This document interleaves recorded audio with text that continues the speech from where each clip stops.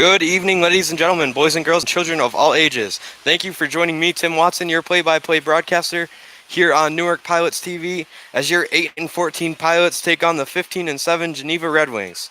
So it'll be a last-place team trying to dig their way out against a first-place Geneva Red Wings team here. The pilots look to break a 3-7 10-game skid and beat the first-place Wings tonight. On the mound for your pilots is number 5, Alan Murphy. Murphy will look to go deep into this game to help lead your pilots to a victory.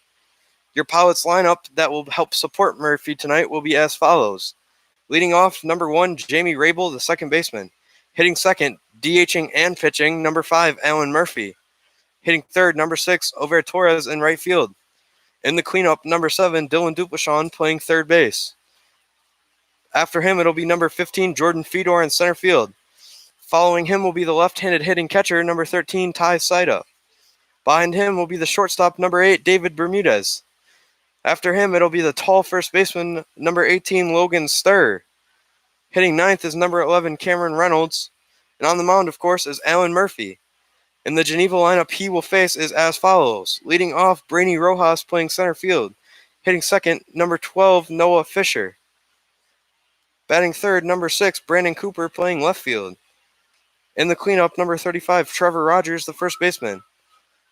After him, it'll be 27, Brock Kaufman, the shortstop. In the sixth hole, number 23, Cross Grundy, in the DH. Batting seventh is Daniel Sperling, the third baseman. Hitting eighth is Seth Hoynotsky, the catcher. Batting ninth is Harrison Treble, the right fielder. And on the mound tonight is Kobe Punchard for Geneva. So first pitch should be in about 15 minutes from now, and we'll be back for first pitch. Thank you for tuning in.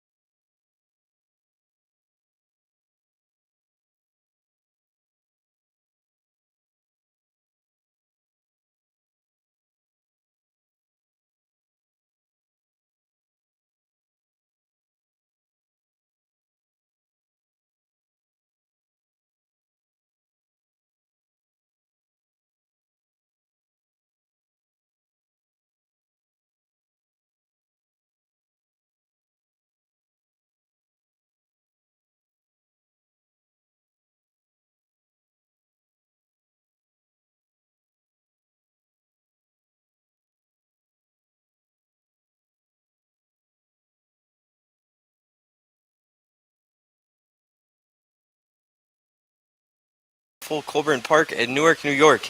On the mound tonight for your Pilots is the utility player, Alan Murphy. On the year, Murphy has pitched 16 innings, giving up 8 hits and 7 earned runs on 8 total runs, 12 walks with 11 strikeouts, and he has a 1-2 record on the year with a 3.39 ERA. So he will look to get that ERA into the lower threes here tonight and pick up his second win of the year against a red-hot Geneva team. So the Wings are coming in hot, and your Pilots will look to slow them down today as they are in first place, and your Pilots are currently tied for last place. They play here at Colburn today. They are in Geneva tomorrow, and then back at Colburn on Friday. So after a throw down here by Saida, it's going to bring up Brainy Rojas, the center fielder. A throw that got away from Saida and headed to the outfield. So stepping up to the plate is the center fielder, Rojas.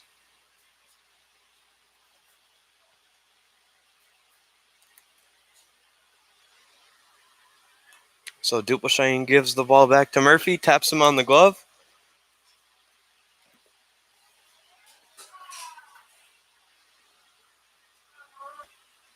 Murphy takes the mound.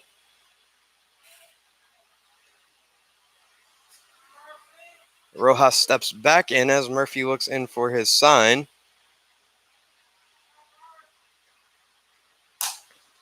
And that one misses here at 7:03 p.m.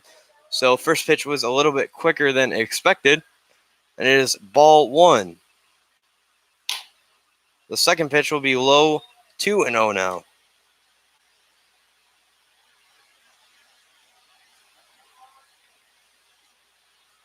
The 2-0 from Murphy will be high, 3-0 here.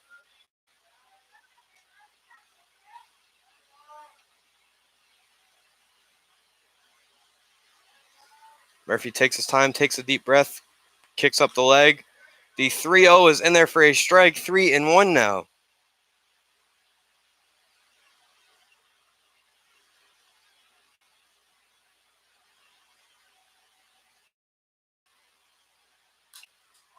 The 3-1 is fouled off the netting. It'll be a full count here. On the year, Rojas is hitting a .281.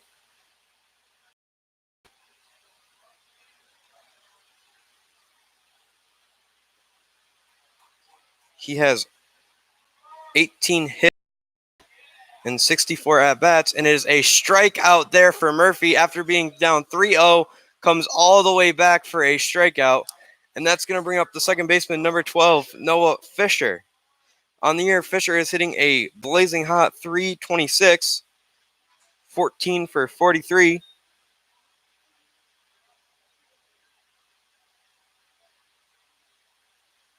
On the year, he has 6 RBI, and the first pitch to him missed there, so it'll be 1-0.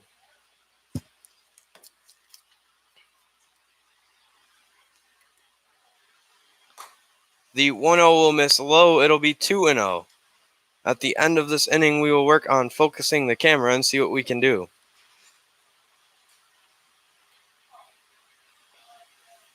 The 2-0 is missed, says the home plate ump. It'll be 3-0 now. So another 3-0 count here that Murphy has dug himself into. Got a strikeout out of the first one. We'll see what he can do here. The leg kick and a pitch in there for a strike. 3-1 now.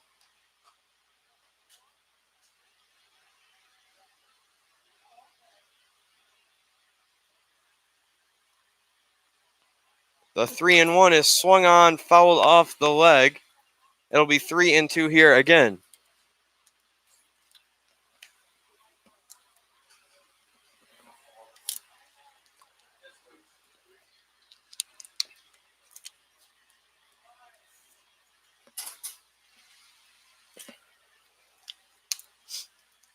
So Fisher steps back in for the 3-2. Murphy comes set. He'll deliver it home. The 3-2 will be swung on and fouled off the netting. So we'll have 3-2 here again.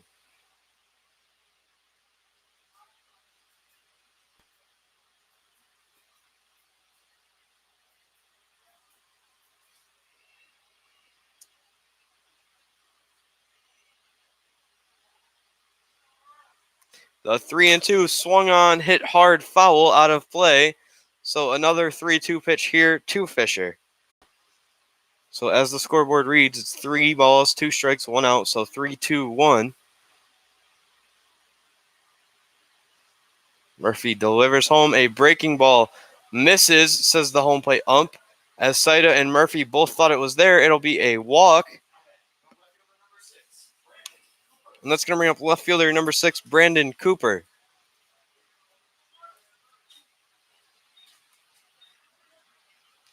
Cooper will hit with a man on first here. Coming in today, he's hitting a .358. First pitch to him is in there for a strike, as Murphy has finally thrown a first pitch strike to a Red Wing here.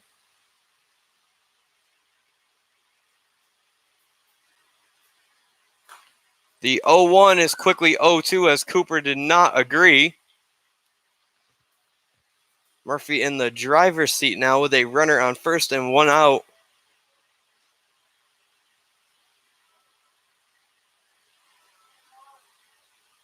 The 0-2 is swung on, popped hard. Rabel heading back will fight with the sun and make the play, and there are 2 quick outs here in the top of the first. So with 2 outs and a runner on first here in the top of the first, that's going to bring up the first baseman, number 35, Trevor Rogers.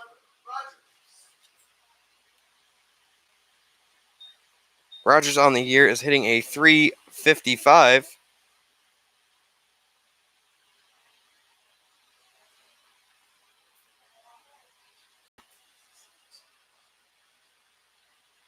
Rogers is a 6'3", 205-pound sophomore at San Francisco State. And the first pitch to him is in there for a strike, 0-1.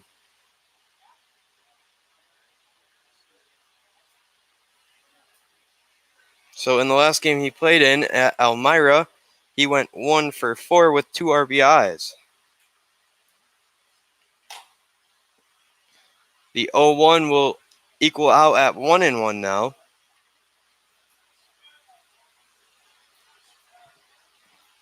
So it'll be 1 ball, 1 strike with 2 outs and a runner on first here in the top of the first. A throw over by Murphy, but back in safely is the Geneva Red Wing.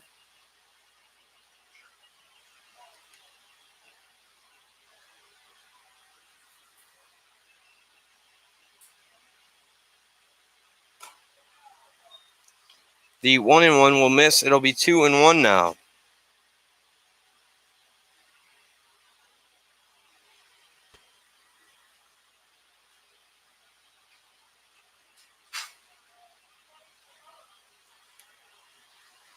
The 2-1 is cut on and missed. It'll be 2-2, and twos will flood the top of the board with 2 balls, 2 strikes, and 2 outs, with the runner on first here in the top of the first.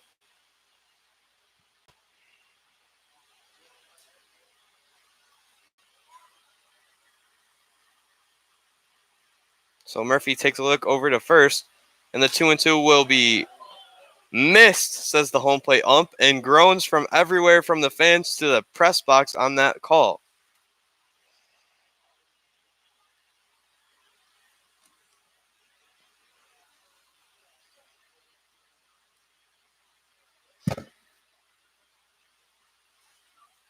The 3-2 is cut on, swung deep, back is Torres, and he will make the play, and we will head to the bottom of the first as Murphy puts up a 0 and gives up a walk, and we'll be back with Rabel, Murphy, and Torres due up here in the bottom of the first.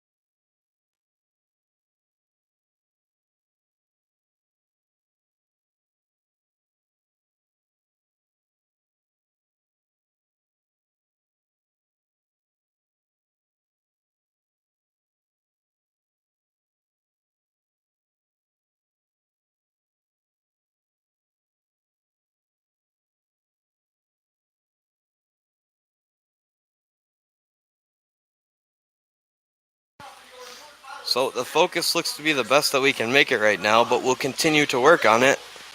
So sorry about the inconvenience, and leading off for your Pilots here is number 1, Jamie Rabel.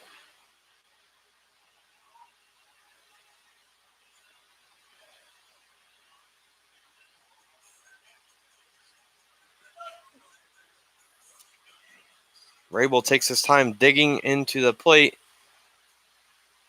and Punchard will look to out the batters he faces here tonight, and the Pilots will look to avoid that. First pitch to Rabel will be low, 1-0.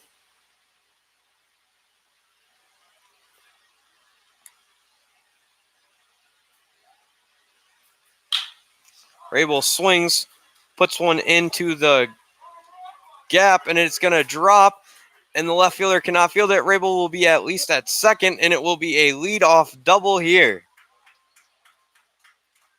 So the 5'8", 165-pound second baseman rips a leadoff double. That's going to bring up Alan Murphy, who on the year is hitting a .381. A junior at Fisher, St. John Fisher that is, looking to become a doctor.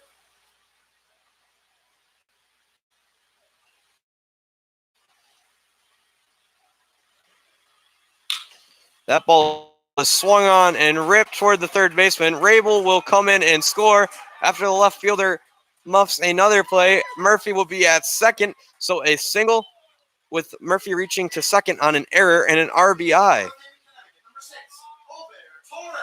That's going to bring up the right fielder, number 6, Over Torres. Torres on the year is hitting a .415. He stands in at 5'8", 175 pounds.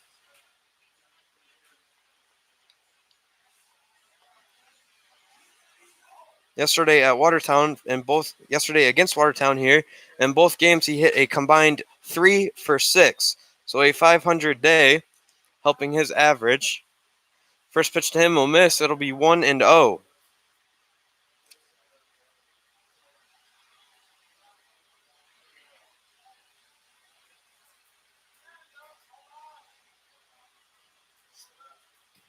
Torres awaits the 1-0.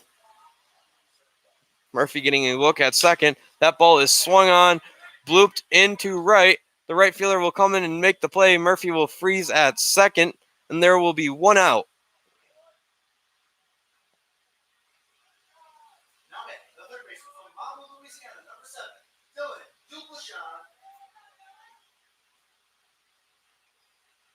That's going to bring up the third baseman, number 7, Dylan Dupleshan. So Dupleshan on the year has seen his stats climb as this summer has gone on. His average is now up to a .304. And he has a good opportunity here with a runner on second and 1 out. First pitch to him in there for a strike. Yesterday at Watertown, he hit a combined 2 for 6 with a double in each one of those games. And he had an RBI as well. So a chance for back-to-back nights with an RBI here in front of the Newark Pilots faithful. Breaking ball swung on, fouled off, 0-2 now.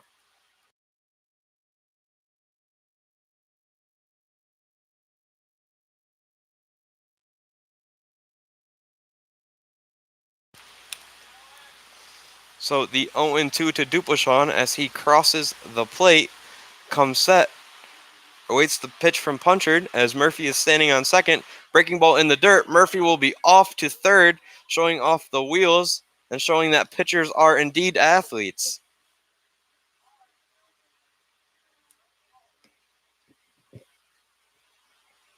So a 1-2 to Dupleshan now with 1 out in the second run of the inning, just 90 feet away from scoring.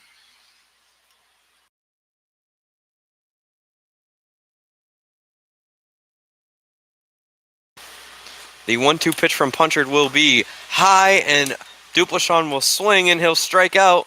So with 2 outs, that's going to bring up number 15, Jordan Fedor, the center fielder.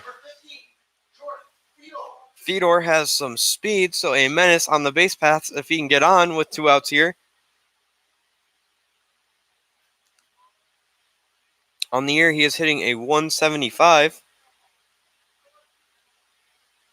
He is 10 for 57 with a double, 4 RBIs, 4 stolen bags, and 6 walks. First pitch to him is a strike, 0-1.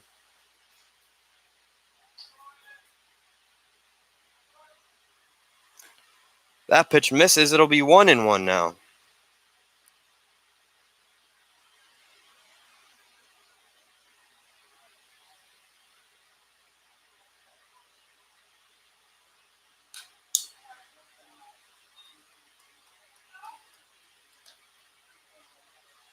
So that pitch is swung on, fouled off, 1-2 with 2 outs, and the second run of the inning 90 feet away.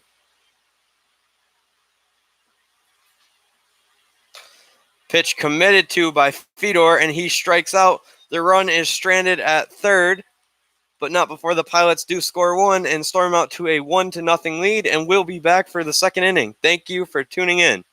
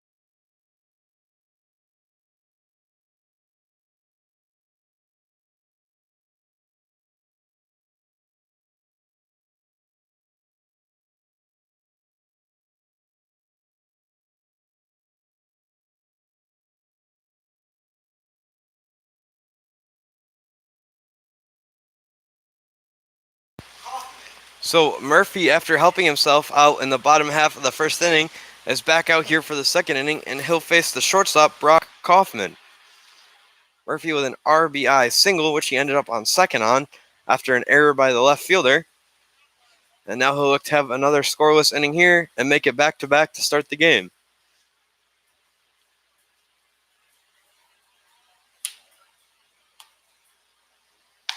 First pitch is in there for a strike, 0-1. Kaufman adjusts the batting gloves, steps back in.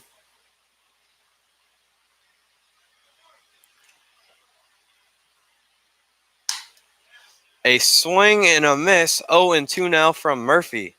On the year, Kaufman hitting a 247. He is 19 for 77. With 12 RBI and 16 strikeouts, Murphy looking to make it 17 here. The 0-2 from Murphy will be popped up to right. Torres gets under it, takes a few steps back, finds it, and there is out number 1 here of the second inning.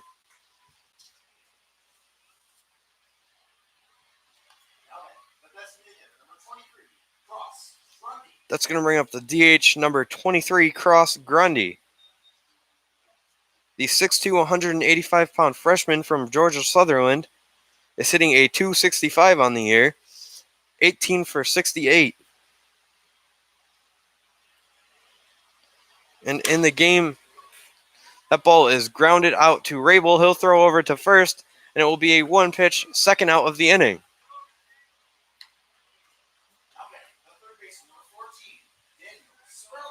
That's going to bring up third baseman number 14, Daniel Sperling.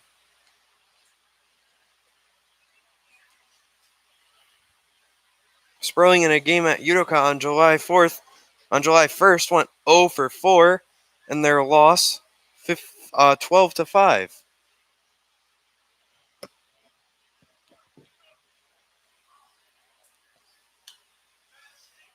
That pitch is in there for a strike, 0-1.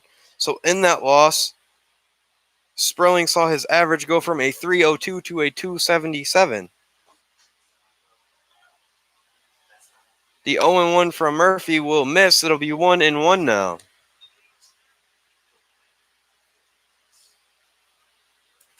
So Sperling, batting from the left side of the batter's box, steps back in, awaits the 1-1 from Murphy, and it will be swung on, hit hard towards left field, and roped foul. So it'll be 1-2 now.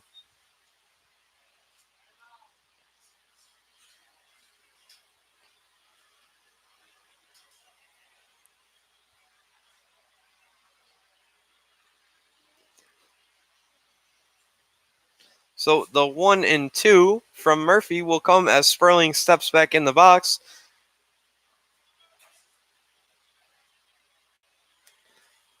Murphy gets his sign, comes set, leg kick, in there for a strike, rung him up, 3 up, 3 down, and we head to the bottom of the second inning as your Pilots lead 1-0.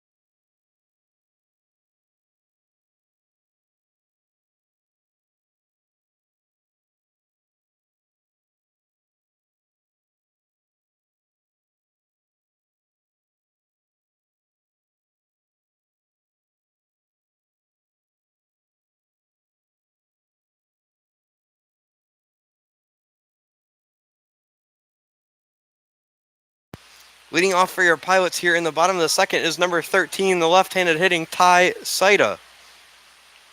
Saida comes into the day hitting a 186. First pitch is fouled off, 0-1.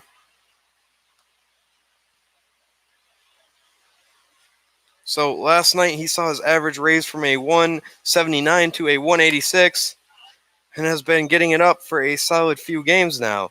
That's back-to-back games he has raised the average, and he is down 0-2 here. The 6'2", 220-pound catcher is 8 for 43 on the year. As he calls time there, await the 0-2.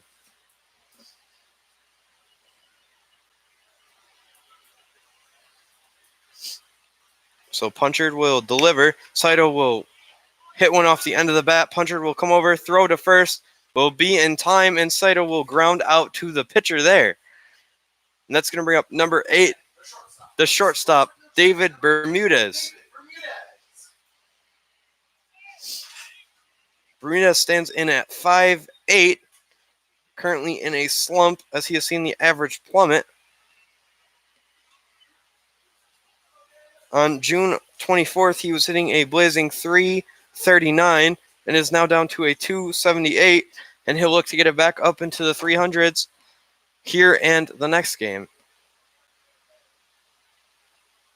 That ball is swung on, hit hard towards the shortstop. He will field it, and he will throw Bermudez out, and there are 2 quick outs here in the bottom of the second.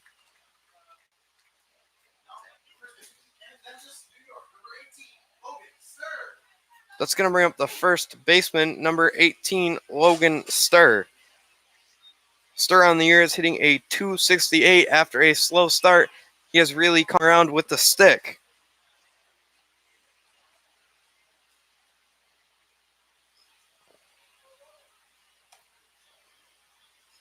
First pitch to him misses, 1-0.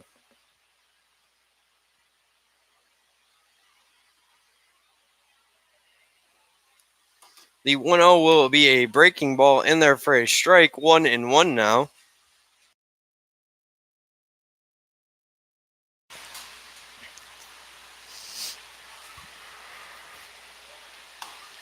The 1-1 is in there for a strike, 1-2 now.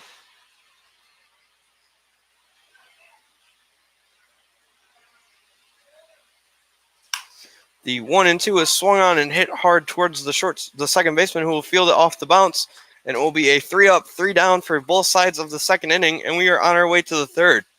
Thank you for tuning in.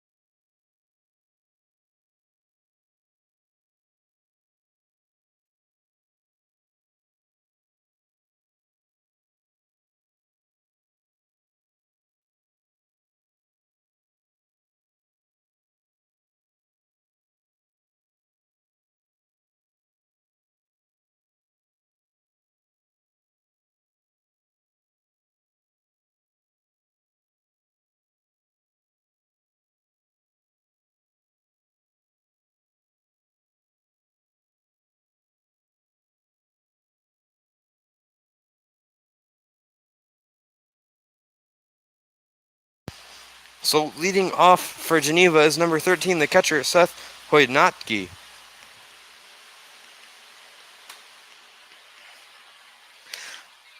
First pitch swung on and missed as he was thinking fastball. He got the off speed, so it'll be 0-1. Takes a minute, takes a deep breath, asks for time, steps back in. Murphy comes set. Leg is up. He'll deliver home. The 0-1 will go to 0-2 now. So no balls, 2 strikes to the leadoff hitter, the Geneva catcher. Murphy will throw the 0-2. It will be swung on and missed in the dirt. Saida blocks it. Will throw to first, so it'll be a 1-3 punch out to start this inning. After that punch out, it's going to bring up Hanson Treble, the right fielder. Harrison Treble.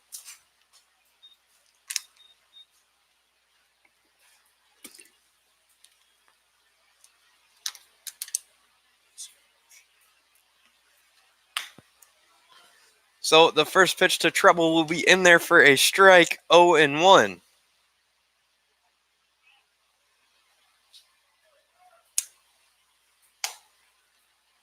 The 0-1 will miss, so ones will be across the board. It'll be 1 ball, 1 strike, and 1 out.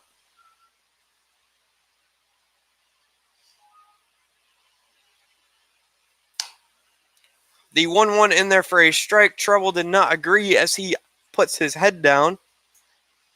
Treble on the air is hitting a 3-0-2. The 1-2 will be in the dirt, and it'll be 2-2. The same pitch he got Hoynatsky to strike out on. So the 2-2 from Murphy will be, as he comes with the kick, a ball as he tried to hit outside corner, just misses, says the home plate ump, and we have a full count here.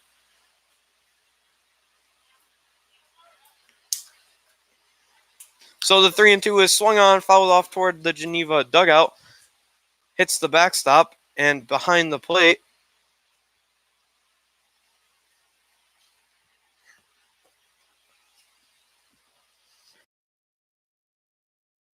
The 3-2 is swung on, hit up the middle, and Geneva has their first hit of the night, a single by the 9-hole hitter. That's going to bring up number 1, Brainy Rojas.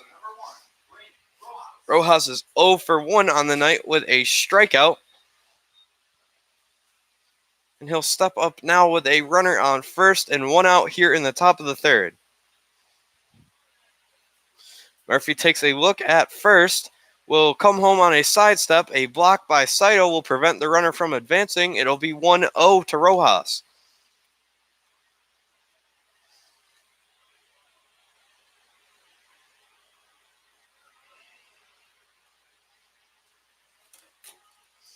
The 1-0 will be low. It'll be 2-0 now. So after Murphy gives up the single, the batter after will have a 2-0 count. The 2-0 will move to 3-0. And Murphy looks a little bit frustrated, punching his glove there. So the 3-0 to Rojas will be a strike, 3-1 now.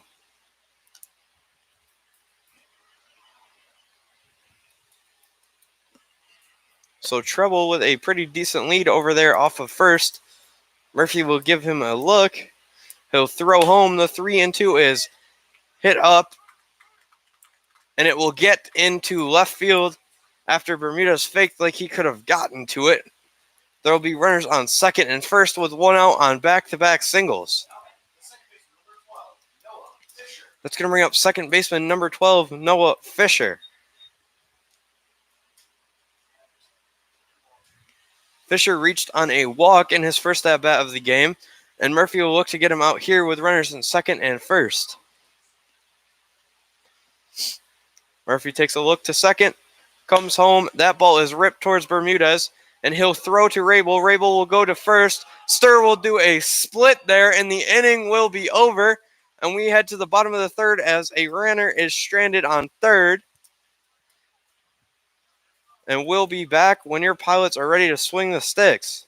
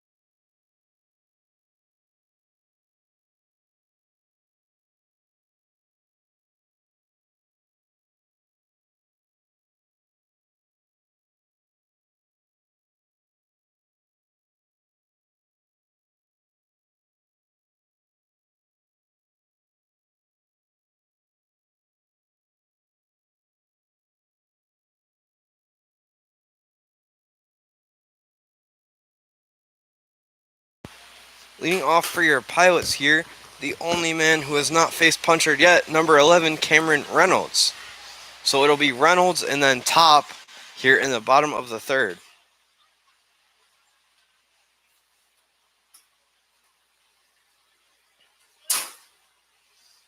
The first pitch to Reynolds will be a breaking ball in the dirt, 1-0.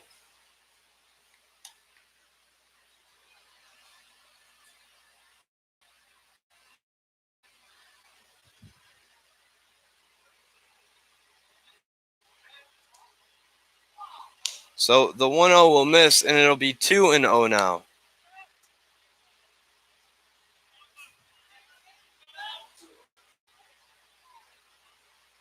The 2-0 will be in there for a strike, and it'll be 2-1 now.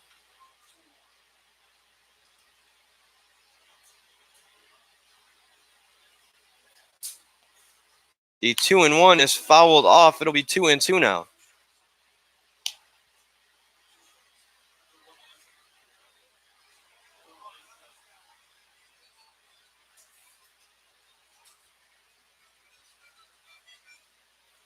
So the 2-2 will be swung on, popped up, left center. The center fielder will run over and make the play, and there will be one out here in the bottom of the third.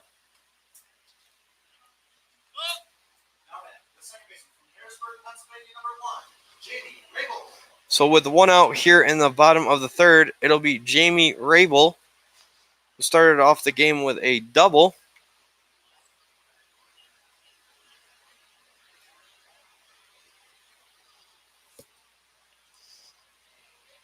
First pitch to him will be swung on, chopped to second. Second baseman will pick it, throw to first, and there are two outs here in the bottom of the third.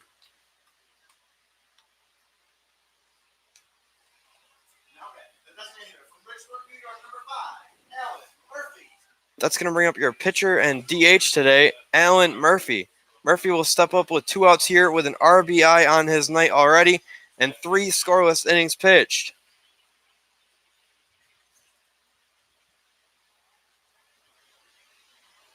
First pitch to him will miss. It'll be 1-0. Just outside, says the home plate umpire.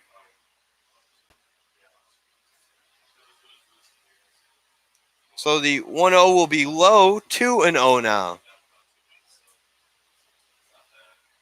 So Murphy takes his time stepping back in there. 2 balls, no strikes, 2 outs here in the bottom of the third as your Pilots lead 1-0 early. The 2-0 looked good to Murphy, but not good enough to swing as he held up. So it'll be 2-1 now. The 2-1 swung on, hit on a line to the shortstop. It'll go right through his glove. So Murphy will reach there with 2 outs.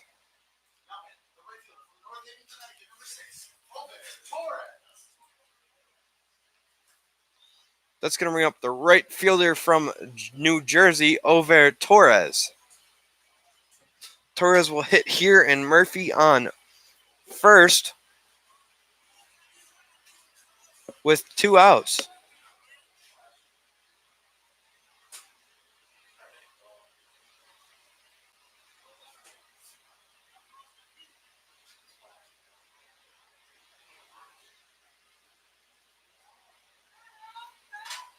So Torres digs in as he awaits the first pitch.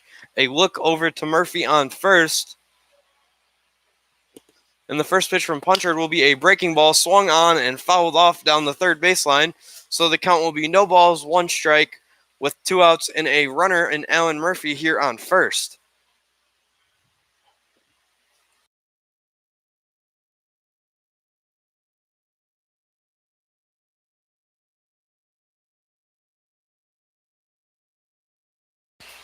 So the official scoring will be Murphy reaching on an error there.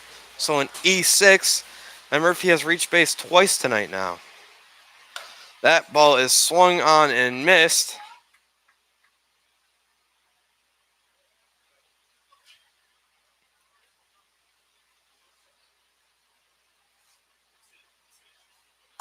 That pitch is in there for a strike, and Murphy has struck out. Torres has struck out. Murphy stranded on first, and we are on our way to the 4th inning as your Pilots lead 1-0. I am Tim Watson. Thank you for tuning in here on NewarkPilots.tv.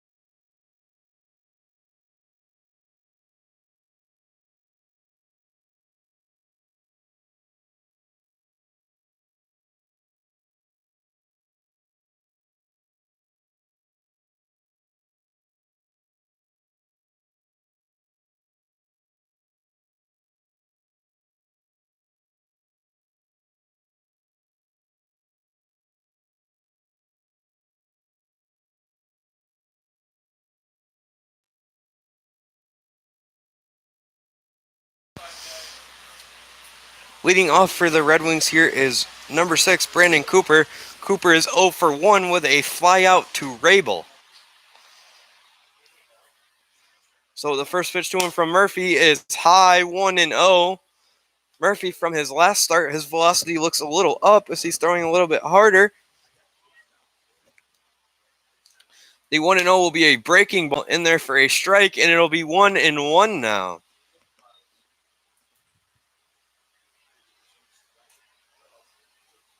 The 1-1 from Murphy will be swung on, hit into left field. Reynolds will be over. He'll take it off the bounce, and it'll be a lead-off single here for Cooper.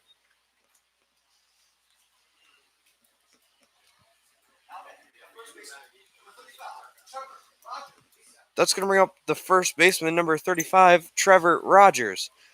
Rogers is also 0 for 1 on the night. Murphy will look to make him 0 for 2 here with the leadoff runner on first base.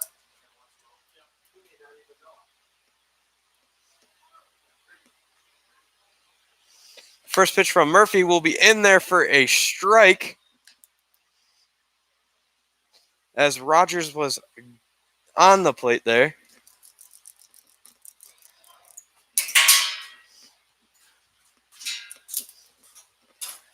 The 0-1 will be swung on, hit hard. Reynolds goes back, finds it in the shade, makes the play. So it'll be 0 for 2 night for Rogers now, with Cooper still standing on first and 1 out.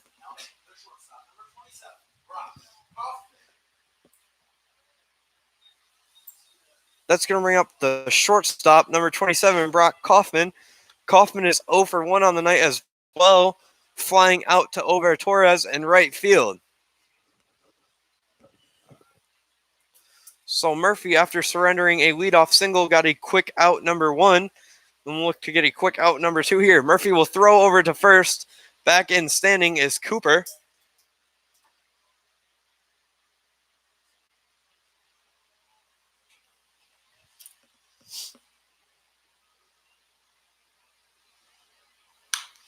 The first pitch of the at-bat is flown into no man's land, and it will be a bloop single there. And the runners will be on second and first now with 1 out.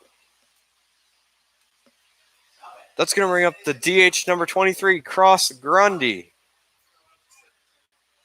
Grundy grounded out to second tonight in his first at-bat. Murphy would love to see him do that again, as it could be a 4-6-3 double play. First pitch to him, a little high. Murphy feels like he got squeezed there. It'll be 1-0. Now he asks for a mound meeting with Saida quick. And they'll talk things over quickly to get on the same page about pitches. And Saida will head back.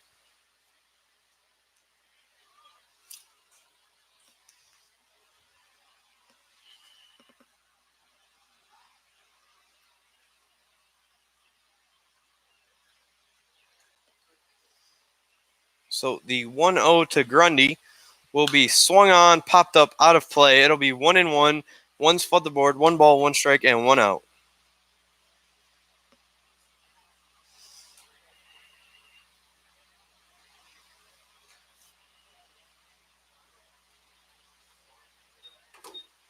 The 1-1 will be thought about. Saida blocks it there, so it'll be 2-1. Runners will not advance.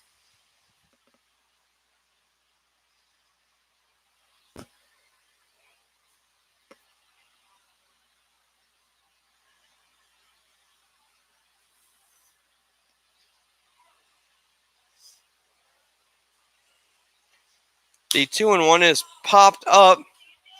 Stir is headed over, and he will get under it, make the play. Cooper thought about tagging, and he'll remain at second. So there will be 2 outs here in the top of the 4th with runners on second and first. And that's going to bring up the third baseman, number 14, Daniel Sperling. Sperling struck out in his first at-bat tonight. And Murphy will look to make him go 0 for 2 here and strand runners on second and first.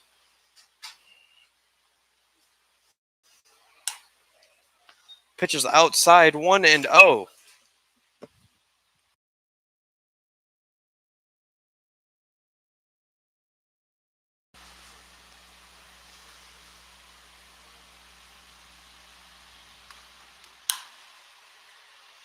That pitch is foul, out of play. It'll be 1-1.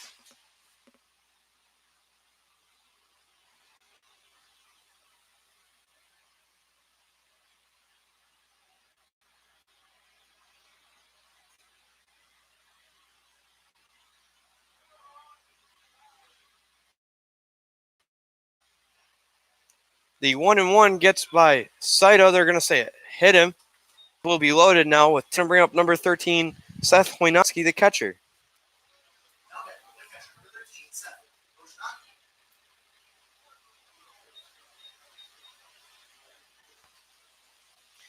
In his first at bat, he struck out swinging in a play that had Saito throw to first. This was a drop third strike. First pitch to him misses. It'll be 1-0.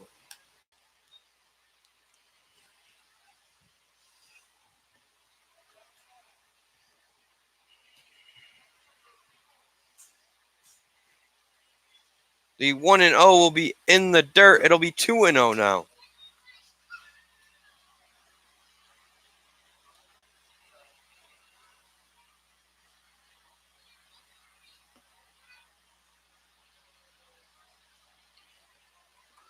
The 2-0, as Murphy has fallen behind, gets his sign, comes set, and it will be 2-1, a strike at the knees.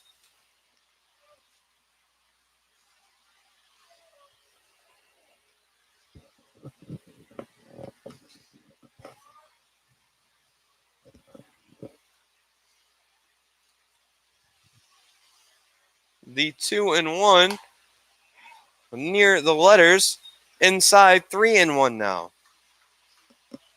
So Murphy, with nowhere to put the Geneva catcher here, will look to get the out.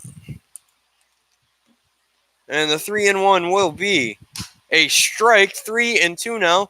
So 3 balls, 2 strikes with 2 outs. Bases are juiced as the Pilots lead 1-0.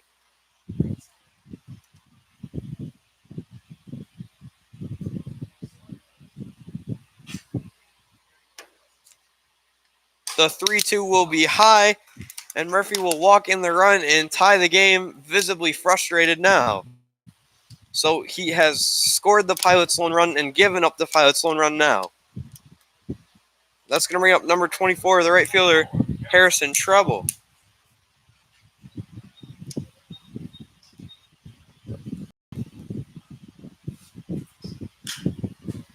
That pitch is swung on and fouled off. It'll be 0-1.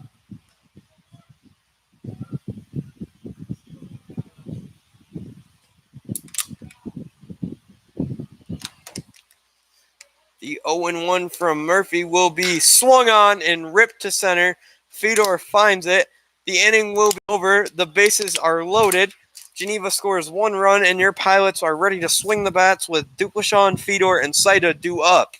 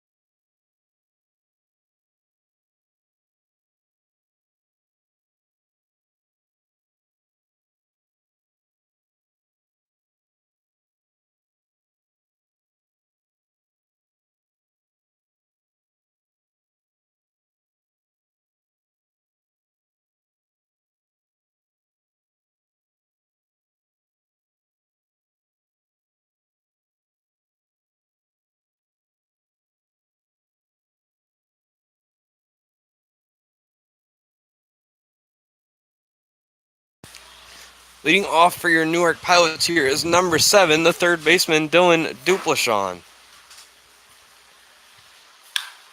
He struck out in his first at-bat, and this pitch is grounded to the second baseman, who will make an athletic play, and the ball is picked out by the first baseman, and he'll be 0 for 2 on the night.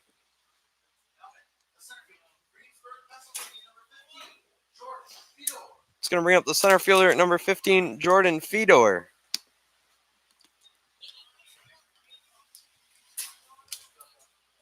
Fedor struck out in his at-bat earlier. So the first pitch to him here misses 1-0.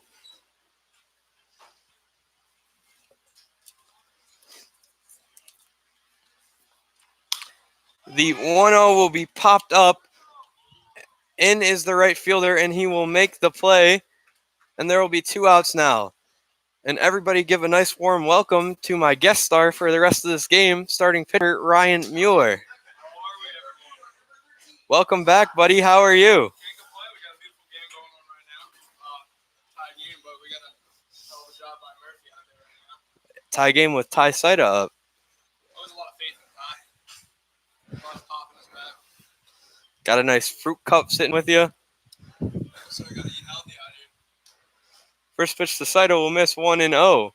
So how did it feel to come in and close out that game yesterday? It felt really good to come in and just help out the team. I mean, I've primarily been a starter for the Pilots, but for New York Tech, I came in and relieved towards the beginning of the year and then worked my way to the closing role towards the end of the year playoffs. So it felt nice to get back into that role again a little bit. But I mean, it's definitely a different mindset coming out there, but it's whatever you can do to get the team to win always feels good. So the 2-0 will be in there for a strike. And like you said last time we had you guest star, it's very different coming out of the pen than starting. So how was your preparation different yesterday when you came out of the pen than when you were starting at your last game at Geneva? Well, just the mental state, getting right mentally to come in. You got to realize you got to come in whatever runners are on base, you got to minimize damage. Where, I mean, starting, you got all the time in the world to warm up before games. Coming out of the pen, you just got to kind of jump into it real fast and hope that you have your best stuff from the get-go. But, I mean, not a huge difference. I mean, like I did it for school too. But, so I kind of got that rhythm going on for both of them. But definitely a big different experience. So as you prefer starting, coming out of the pen, you were just as efficient as starting. So we always appreciate that. And then Saito was walked there, so that's going to bring up Bermudez. Bermudez in a slump right now. Talked to him yesterday. He said every day is a new day in baseball. So how does that work into what you do? I mean, just like David said, it is a new day. I mean, you can't hold any things back from the other game. You just got to go out there and realize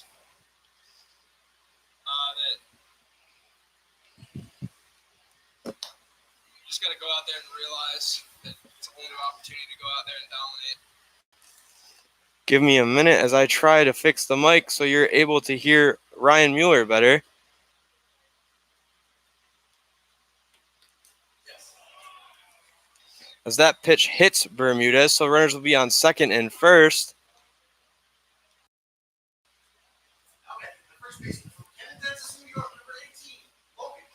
That's going to bring up Logan Stir with 2 outs here. Let's see if they can hear you now. Hello, how we doing? Are you able to hear Ryan now? How's it going, William Mueller? Maybe your mic positioning? I'm not quite sure. Can you hear me? So anyway, Stir is up, and he'll wait for the first pitch. Time will be called. So it looks like... Here we go. We got a yes. How are we? There you are. You are in. Sir could definitely do some damage here. He's got a lot of confidence in that. Stir, a lot of power standing in at 6-2. The first pitch to him misses 1-0. Any cool stories you got on Stir in your few games you have been here? We played East Stroudsburg early in the year. We played him. It was like a 30-degree day out. He put 3 balls deep to the warning track, and we made diving catches on him like 2 out of 3 times. He couldn't catch a break against us, but definitely a great player and a good freshman year. I think he had like 7 or 8 home runs for East Stroudsburg. Definitely has a bright future ahead of him in college ball. So the 2-0 will be 3-0 now, and a great opportunity for your Pilots now, and a 3-0 count with runners on second and first as they try to break open a tie ball game. Great position. Love to see the 3-0. What do you do as a pitcher when you're down 3-0 out there on the mound? Me, I try to just come back, take a deep breath before the pitch and reset. I mean, it's a whole new pitch. You just gotta come back in the zone. I mean, the hitter knows that you're coming back with a fastball most of the time. So the 3-1 will be in there for a strike, says the home plate ump. So it'll be 3-2 now. So a full count. Harder count, honestly, for a pitcher coming back because this is when the hitter's not going to swing hard. So the hardest count would be a full count, you would say, pitching. Yeah, I mean, you worked all the way back. It's kind of tough just to get that last pitch and stay focused coming back down 3-0. So Personally, at least. you heard it here from a Pilot pitcher himself. The 3-2 would be the hardest to work out of. And it'll be 3-2 here again as Stir fouled one off. And that one is up near the dome piece, and he walked him. So that's going to bring up the left fielder, number 11, Cameron Reynolds. So Reynolds steps up here with the bases juiced and 2 outs, and it looks like there will be a mound visit with pitching coach D'Amato.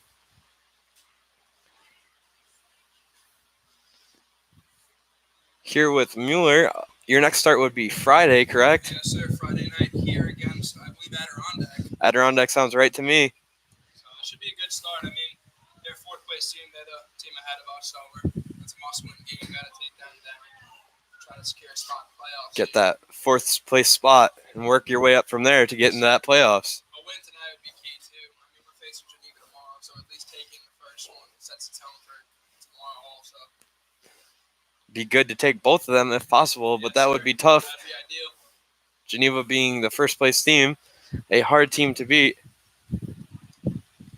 And, I mean, just some quality pitching from Murph tonight, but also got to give a shout out to the pitchers from the other day. Like Loomis went out and threw a gem the other day. I believe he won pitcher of the night also. Yeah, for 6.1 innings of one-run baseball. Yeah, Loomis had a great night the other night. So that ball is swung on, and it will be a fair ball, and one will score. It looks like two will score. I don't think I've seen Stir run that fast like he just did to third. Stur's got the hitting speed there. You don't expect it, but he can break it out on you. So it's going to be called foul, and the runners will have to head back, says the home plate ump.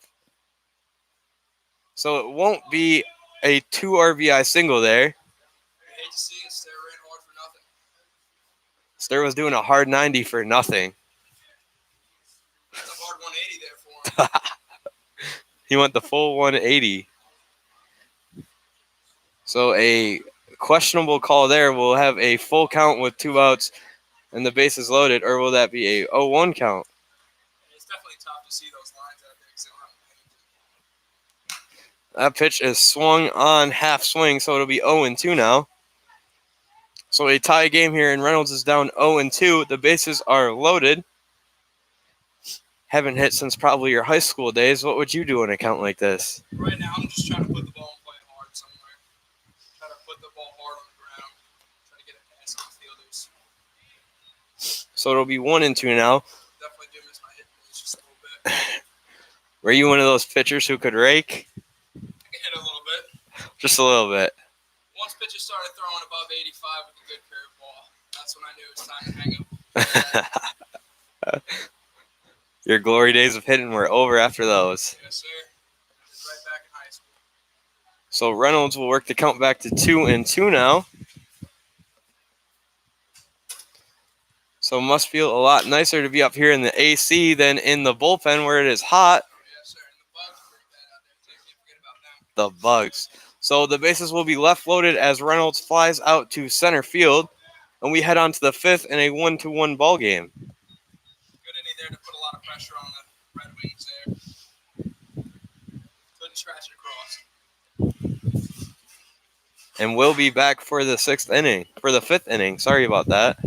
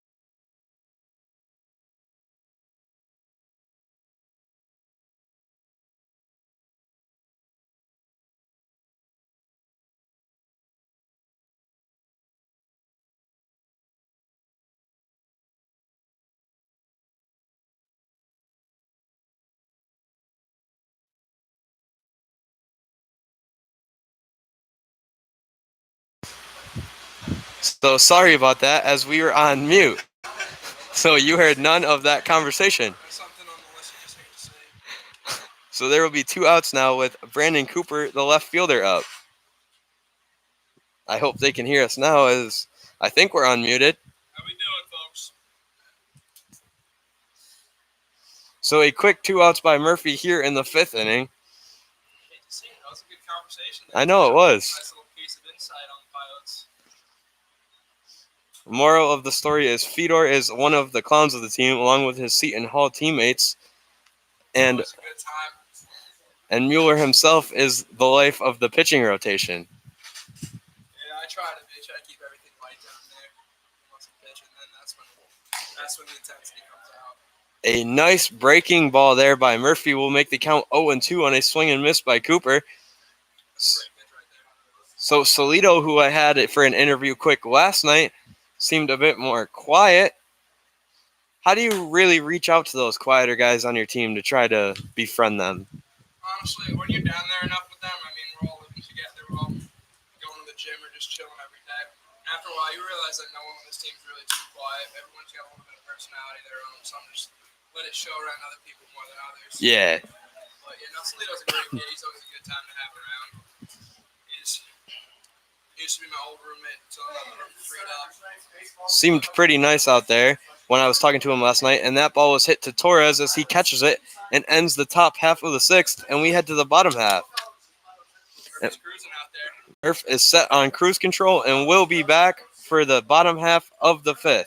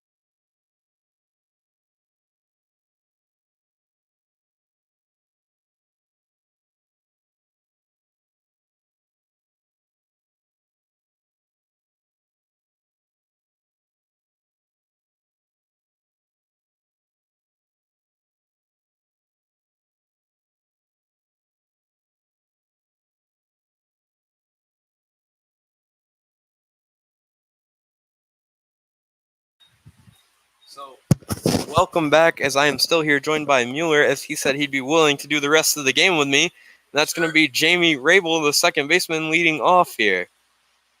Rabel, the shortest kid on the team, makes his impact felt with the power of the shortness and the hair. Honestly, the hair makes up for anything. I mean, if you're pitching and you don't have the velo to go with your fastball, hair makes up for it. And you don't have the pop in the bat, just grow hair out. The luscious locks are what saves him and makes him a great player. Even without the hair, James is a solid player. He's got a solid bat, great glove. He's been flashing the leather a little bit tonight. Some great plays. Yeah, second tonight? Yeah, very quick hands over there at second, too. Tim and David are a great double play duo out there. I always love having both of them behind me. So the count will run to 3-0 now, as Rabel is showing off what he can do at the plate here. Very selective hitter. And it's a 4-pitch walk for him here. And that's going to bring up number 5, Alan Murphy, the pitcher, DH today. Murphy knocked in the lone run for your Pilots here, supporting himself while he is out there on the mound and hitting. Murphy can do it all. I mean, great glove in the outfield. You know, if the ball's hit to him, just call it almost every time. He won't throw his body on the line just to make the play. Throws hard, gets outs. So a throw over to first, and Rabel is back in safely. As you were saying, Murphy can really do it all. Yes, sir. He's shown what he can do on the mound here and multiple times before, and a solid glove every game in center field when he is not pitching, and rips one right there, sending the left fielder in. Hit hard, but right at the left fielder, so there will be one out with a runner on first now. And that's going to bring up the unbelievable right fielder Over Torres, who seems to find a hit every time the Pilots need one, batting above 400 this year. Yeah, Over, he can really do it all, too. He's all our outfielders are insanely talented, but Over, once he's up in the box, he's gonna give you a hard at bat. If he's getting out, he's gonna make it a tough one. So I'm just glad I don't need to pitch against him. Get to call him a teammate and not an opponent. Yes, sir. Hitting an insane 410 on the year. And back in safely is Rabel, sliding awkwardly.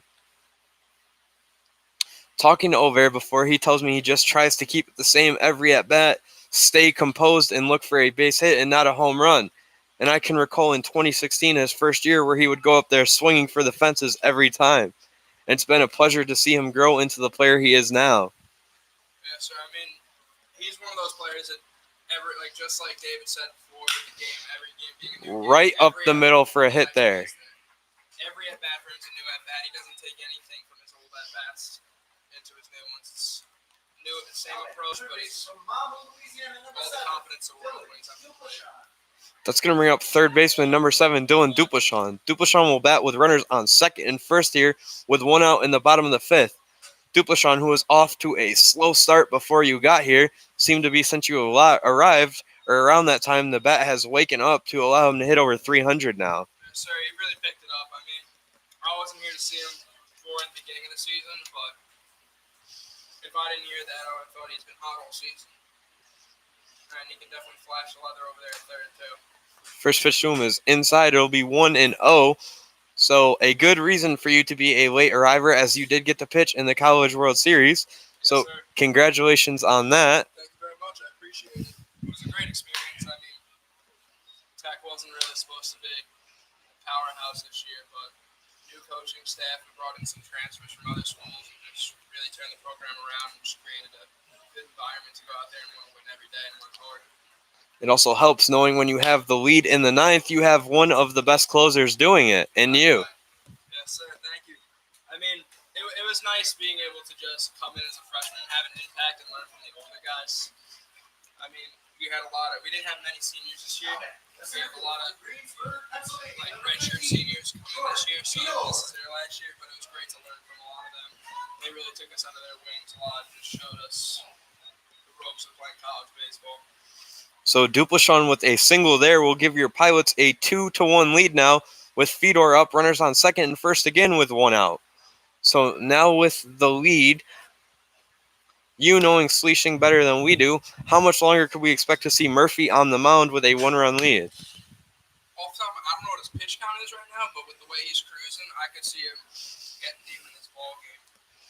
I mean, I wouldn't expect to see, unless he gets in some type of jam, I wouldn't expect to see someone coming out of the pen until maybe 7th or 8th inning. So I think he's definitely got a few good innings left in him.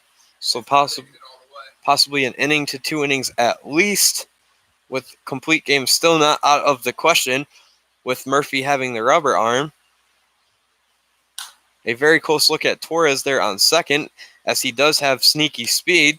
Doesn't look like it, being a 220-pound right fielder, but he can move around the bags. Over is just an overall athlete. I mean, he throws hard from the outfield. If we could figure out how to put him on the mound, he'd be unhittable. The kid's just an insane athlete. That pitch will get away from the catcher, so Torres will be at third, Duplashawn will be at second, and there will be a 2-2 count with one out, and Fedor up here. Fedor off to a slow start as well, has really picked it up in the last 2 to 3 games, and we'll look to add to that here. Yeah, I mean, after a little bit of a slip there and losing a few of our last games, after we played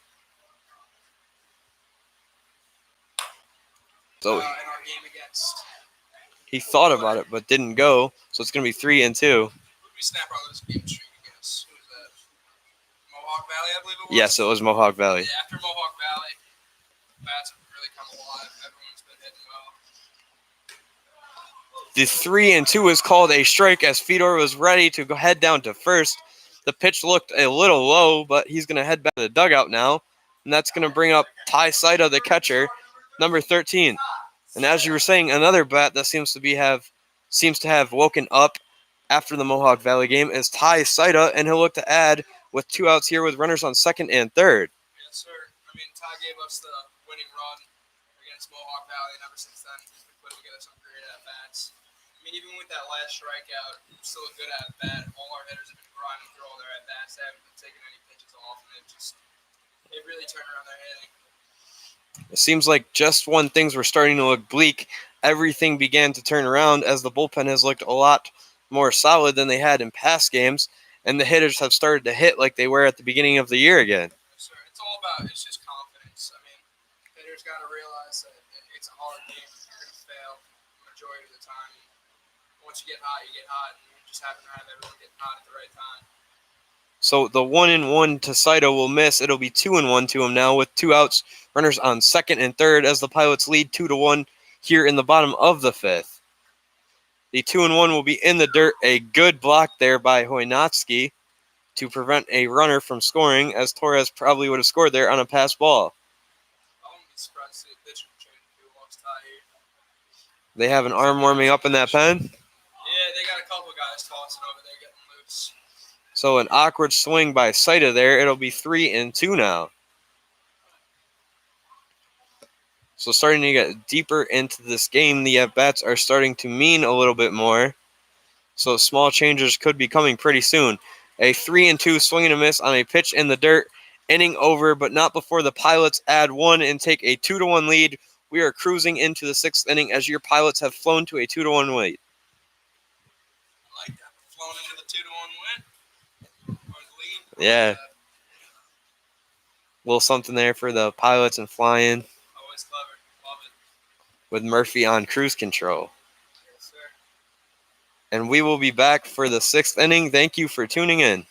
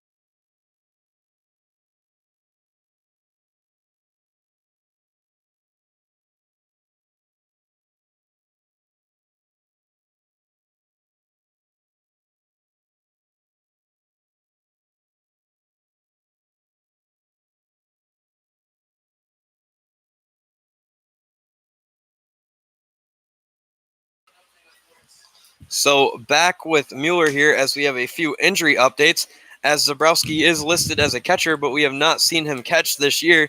Talking to Mueller, he just informed me on an update and would like to inform the fans listening. So take it away. Yeah, Adam, I mean, we haven't seen him behind the dish at all this year, but he was suited up in gear today, and he was starting his rehab. I don't remember exactly what he did in school ball, but he had some bruising in his knee going back to school ball, and he just started getting down, catching some bullpens today, getting some throws down to second, just getting some movement back in that knee. So hopefully we'll see him possibly behind the dish at some point this season. So Murphy back out here for this inning as that ball is crushed to center field. Fedor is back on the track, and he will make the play.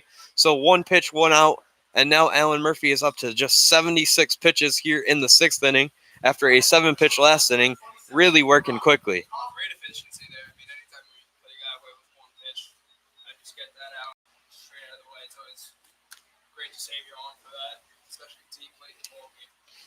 That's going to bring up the shortstop, Brock Kaufman. And then along with that, Hillis, as we know, had a head injury yesterday. How is he doing? I mean, he's doing all right. He had Band-Aids around his head. He had a nice wrap going on there that we drew a nice Nike logo on.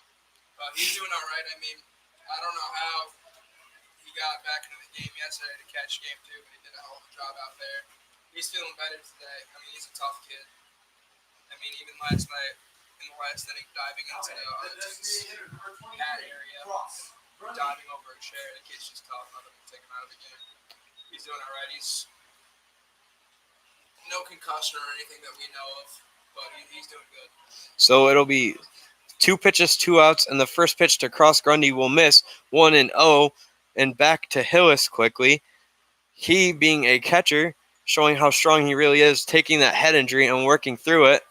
Yes, sir. I mean, anytime you can take a foul ball off the head and still want to just be out on the field, let alone play. I mean, we went over to the hospital, got checked out all 9 yards, and he's back in time for the first game.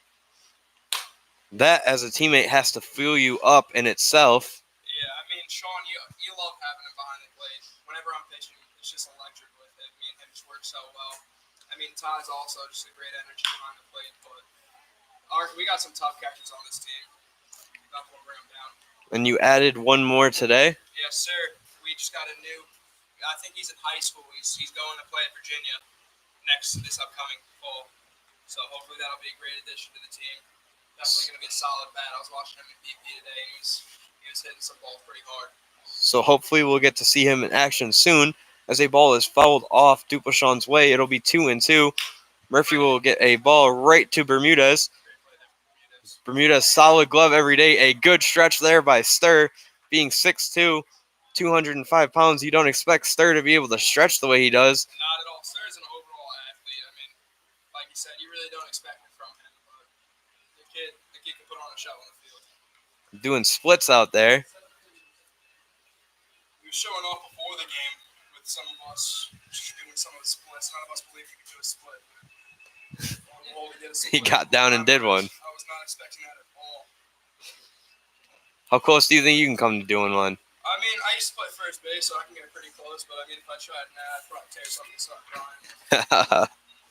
So it looks like there will be a pitching change. It'll be Tim Giselle from St. John Fisher. So a teammate of Alan Murphy will be pitching against him now.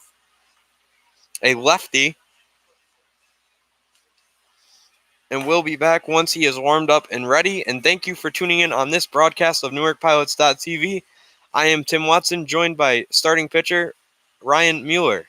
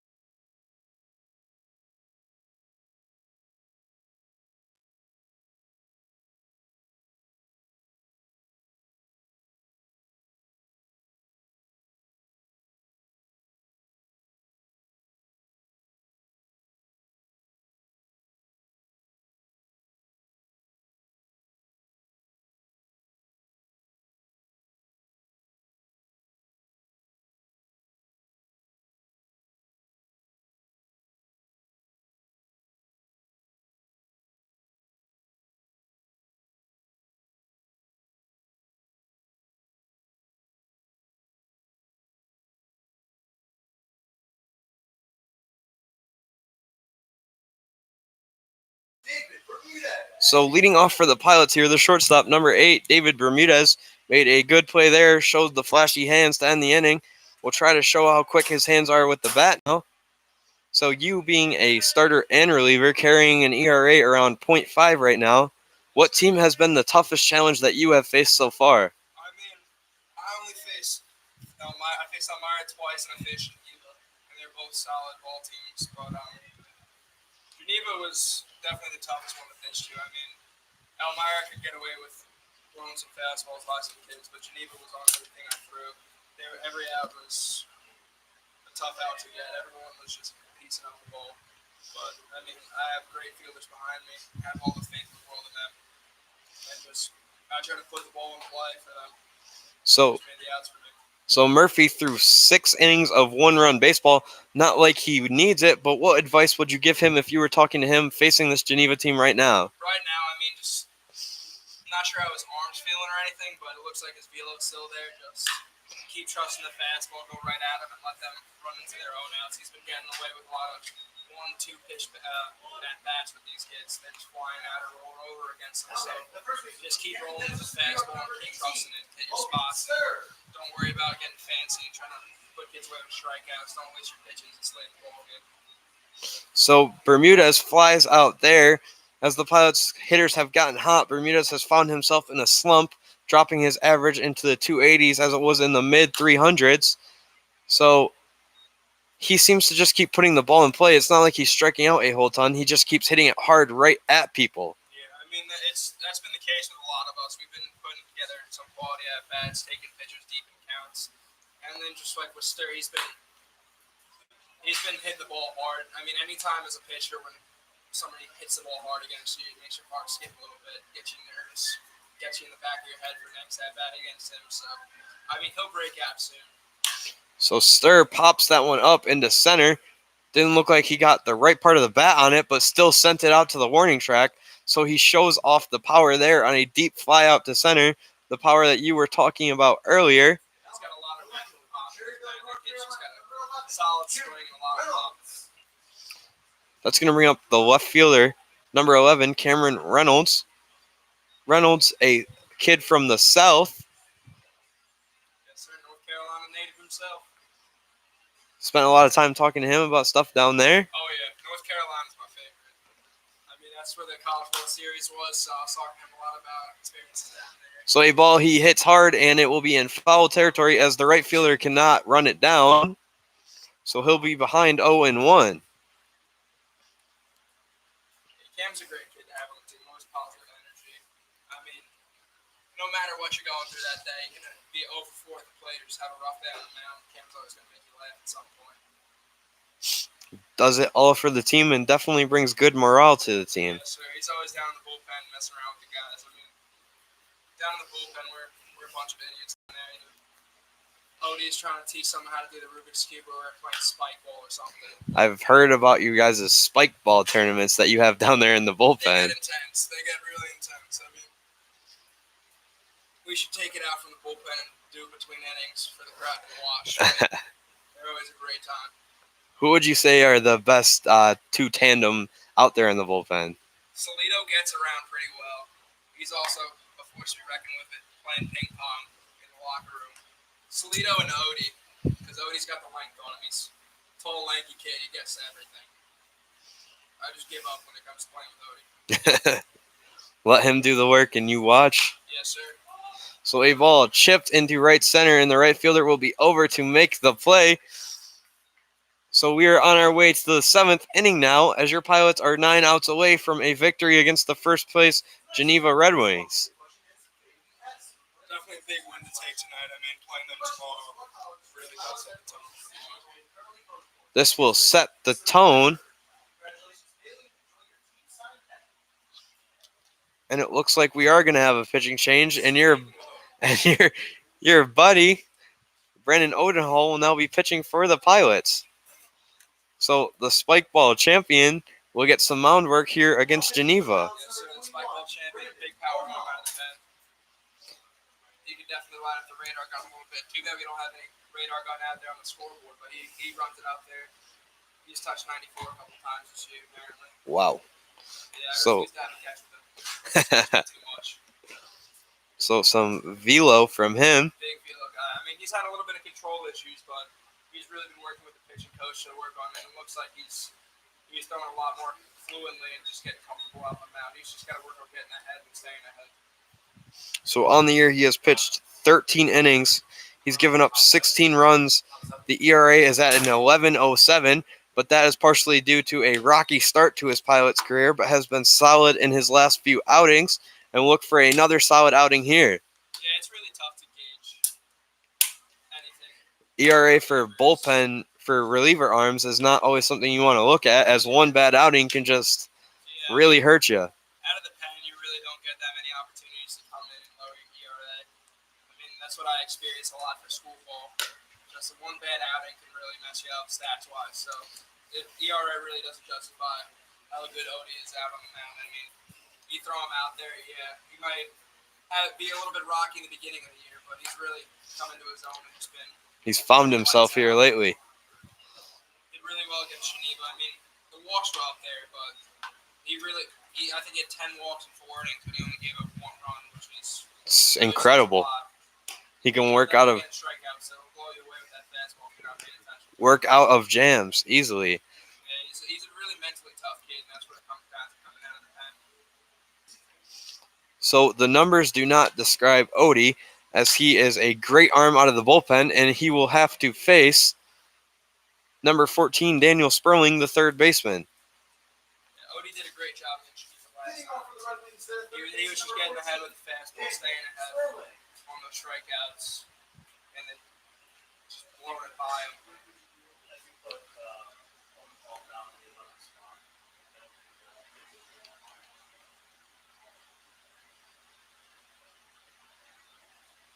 So the first pitch from him will be high, 1-0, as he shows off the velo there from the pop on side of his glove. You can tell that one was coming in hot. That one definitely had a little bit of extra juice on it.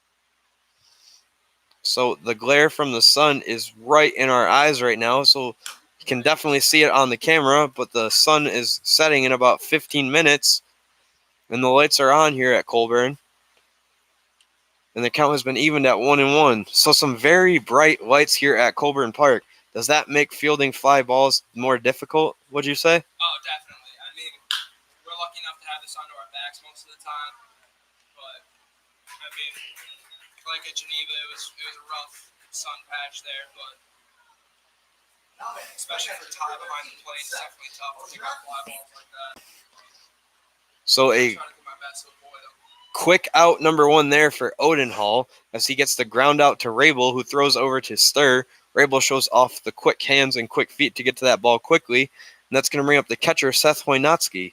That's going to be the key for Odenhall going on this season, just realizing that you don't have to blow fastballs by occasion and let your fielders do their job. So I feel like once Odie gets in his little groove and gets more confidence and just lets them hit the pitches, then you'll see that ERA drop a little bit. So Odie, a ground ball pitcher, when he gets those ground balls, he does his job well. And he gets ahead of the Geneva catcher 0-1.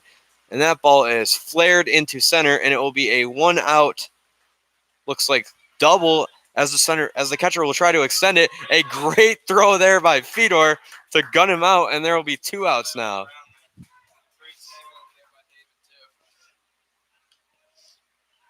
So as you were saying, all the outfielders are athletic and have strong arms. Fedor shows his off there, and then Bermudez shows off the quick hands. That's going to bring up Harrison Treble, the right fielder. I used to play summer ball with this kid, very bad. One of those native Long Island kids too. So a former teammate of Mueller gets ahead 1-0 here. Any fun memories about him? Oh yeah, he's a character.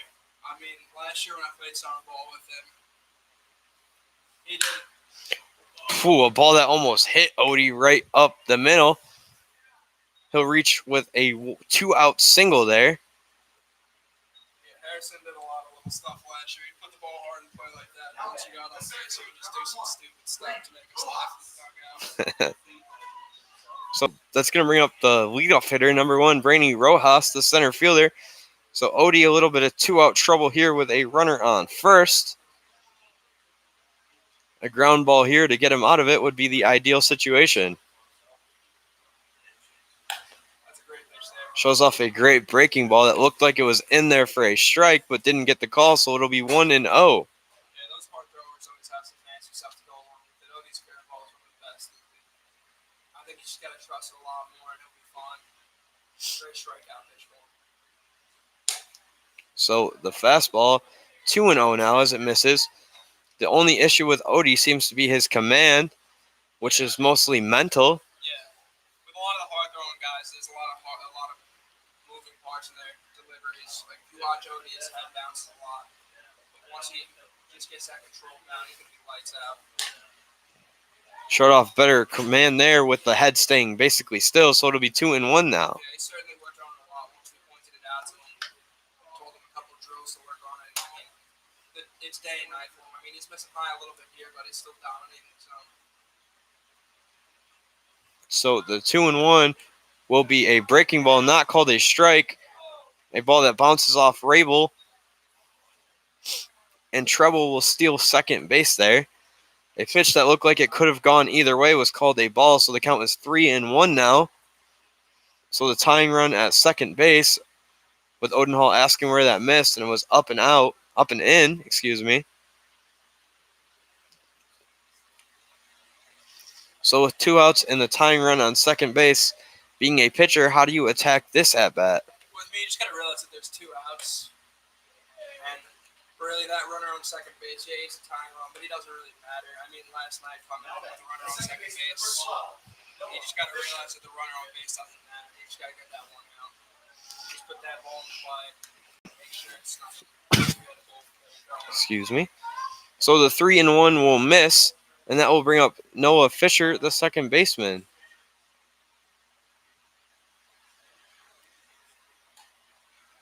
Shows off the breaking ball there, in there for a strike.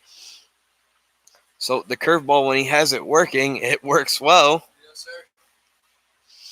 It's definitely a big field pitch for him. I mean, he was missing it a little bit. It looked like he was hanging it just a little bit in the beginning, but he's getting a lot of depth on him. A lot of good movement there. You can tell he definitely looks more comfortable than he did in his first few appearances with the Pilots. Yes, sir. I think just the whole matter of keeping his head still and just keeping his head on the target helped him out a lot. So one that gets away from Saita a tad, it'll be 2-1 now. That was a good stop by Ty there. Sitting out there in the bullpen when you're not expecting to pitch, what is the most frustrating thing for you? Out there in the bullpen, I mean, honestly, the bugs out there is pretty bad. I come home with a whole new collection of bug bites. That's definitely the most annoying part. I mean, you can't complain. You're out watching great baseball games every day in the summer. I mean, nothing better than that. So, from the baseball aspect, there's not much to complain about. Great guys out there to hang out with, make a lot of jokes, and just have a lot of fun with. Even the road trips have been great. I mean, It seems like a fun bunch for those road trips on the one bus ride I took. That ball is swung on. Fedor will catch it in center field. Great play there. Great work out of that, Odie. And Odenhall will work out of runners on second and first.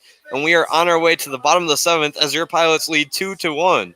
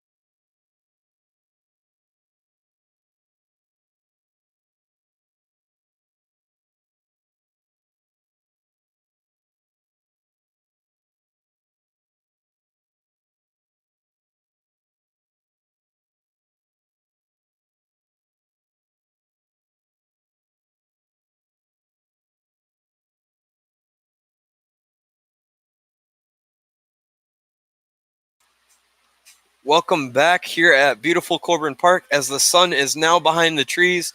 The lights are in full effect here in the bottom of the 7th. Leading off is Jamie Rabel, the second baseman, with the luscious locks, who has scored both of the runs. So it looked like he was going to pull a bunt there. Pretty quick out of that left-handed side of the batter's box. Yeah, Jamie's definitely got a little bit of speed on it. So the 1-0, a bunt popped up to the first baseman, who will take it and tag Rabel. And he will be out on the aggressive tag. That's going to bring up Alan Murphy, the DH now, as he has been subbed out as pitching, hitting a 381 on the year with a fly ball, a deep ball. With Anytime you see a 381 average, you don't expect him to also throw 90 off the mound. Came into today with a 3.93 ERA, will be lower now after 6 solid innings of one-run baseball. First pitch to him there is in there for a strike, 0-1. So a 1-2 record coming into today. We'll get to 2-2 if this lead holds up. Yes, sir. And I mean, solid runs out of the pen. Hopefully they can just hold it. Salida, I think it's slated to close out the game tonight in a closing situation. So Solito will be tonight's closer if the lead holds. A pitch inside 1-2. Looked like it might have nicked the back of him, but it'll be called a ball. That's what I was good at back in the day. I would sell anything close. Drop the bat until I get there. Could have won an Emmy for acting out there on the baseball field. And that one sure hit him. Ball don't lie. The first one definitely hit him. Ball never lies in any sport. That's going to bring up Over Torres with 1 out and a runner on first.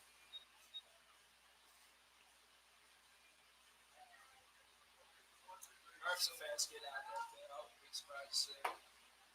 He's still a base for both puts some play on hard trying to get. So Torres facing a lefty. Murphy now headed down to second as the ball bounces off the catcher's glove. My predictions are too good out here. The Tony Romo of the PGCBL.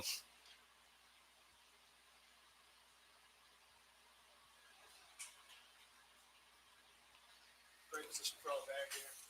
Power bat with a runner on second, only one out. There's a lot you can do here. Gives you a lot of confidence in the plate if you're the hitter here. Torres, who doesn't need much more confidence than he does at the plate, but a little extra won't hurt. Wouldn't be surprised to see you and a few more of your teammates make that all-star team this year. Hopefully. It seems like that would be a great experience going out there. Bear's definitely going to be an all-star. Him and Murph. Some great talent on this team. And saying that one of the best players pitches and hits and fields well. I mean, not many guys are going to go out and do that as successfully as he does. So a excellent hitters count now to Torres as he is ahead 2-0. A big hack there, but no result, so it'll be 2-1. He's taking that 1 yard if he connected. I wouldn't want to have been off the trees out there if he would have made contact with that. Had that one sitting at 500 if he made contact. Oof, a breaking ball low, 3-1 now. That's a tough one to lay off of. When you need to lay off, most likely would have been a ground ball right there on that breaking ball. Yes, yeah, that would have been a roll over right to third. The 3-1 will be swung on and fouled off at the netting, so it'll be 3-2 now with 1 out and Murphy on second. Even here with the 3-2 count over there, it's just a tough out to get at. You really can't make a mistake, Tim. He's a veteran hitter. He's had a lot of experience in this league. This was his 3rd year now. Seems to be getting better every year. That ball is swung on and popped foul, 3-2. Raise that bat so he's not. So a ball that gets by the second baseman. Raise that bat that on first pitch hits. He really takes it deep in the count. Hard out to get. Puts a lot of wear on the pitcher there. Makes him a lot more tired. A lot more of a chance to make a mistake. Torres can hit the ball hard, or he can hit it on the ground and dig it out, as he has shown great hustle this year. The right fielder runs over. He makes the play in foul territory. Murphy will tag up and be on third now. So Torres, nonetheless, can't do much but advance the runner. And that's going to bring up the hot-hitting Dylan Duplashon with 2 outs. With 2 outs, honestly, he can still do a lot of damage here. The kid's been red hot.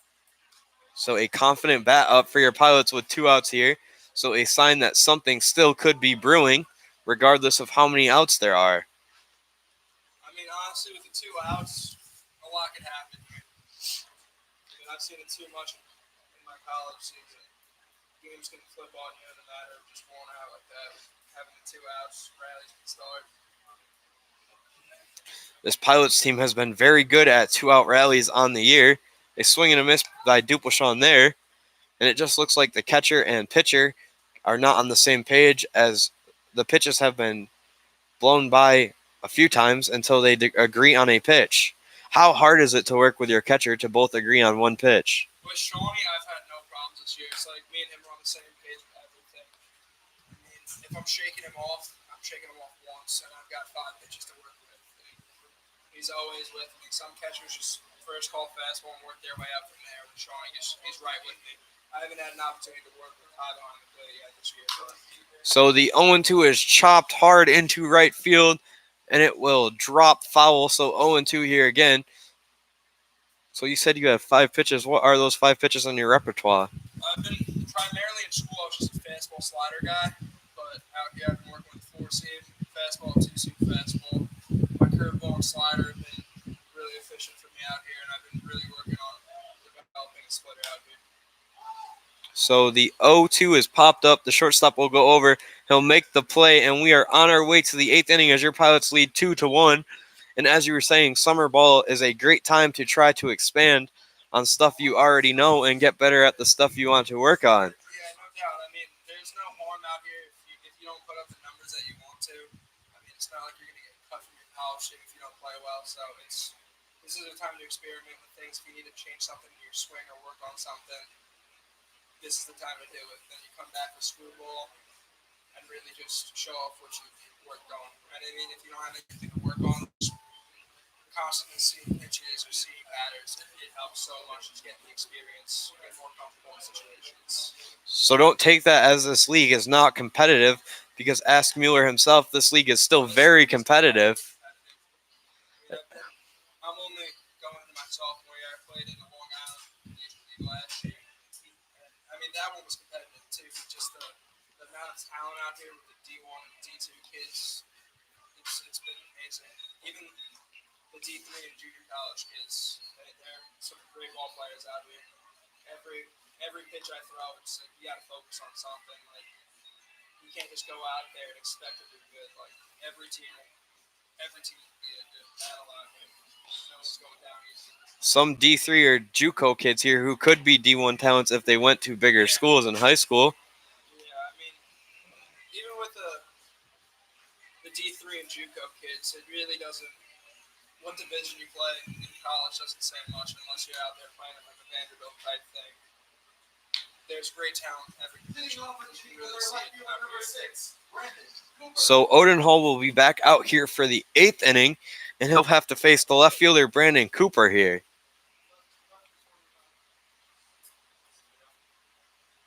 So Solito, as you said, seems to be warming up here in the pen for the 9th inning. So Odenhall will look to get the hold tonight. A underrated pitching stat there.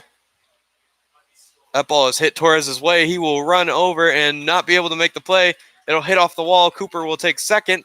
Now he's thinking 3. Rabel will throw over, and it will be a lead-off triple there. So Odenhall with some trouble early will look to work out of this now. Yeah, it's always tough to give off any type of lead-off hit, especially in triple. But you can't let it rattle you. We got to limit the damage. Even if that run comes in the corner, you can't let it. You got to bear down and either keep that runner at third or just stop bleeding there. So that's going to bring up the first baseman, Trevor Rogers. An aggressive tag in the bottom half of the last inning by him, and he'll swing the stick now as he looks frustrated. Odenhall will look to use that frustration against him. That's a great pitch right there. First pitch is in there for a strike, 0-1. Looked like that has some nice backside tail to it.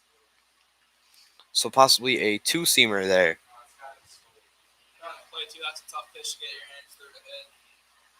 Probably would have jammed him. That would have been a nice broken bat there if I would have tried to swing at that. 0-2 now in the same spot. And Rogers' frustration looks to be mounting to even worse. Yeah, he just was tense in the box there. Great time to attack a hitter when they're tense. Yeah, if I'm Odie right here, I'm going high fastball and getting him to swing right through it. We'll see what Odenhall goes to here. A breaking ball just missed. It'll be 1-2 now. Excuse me.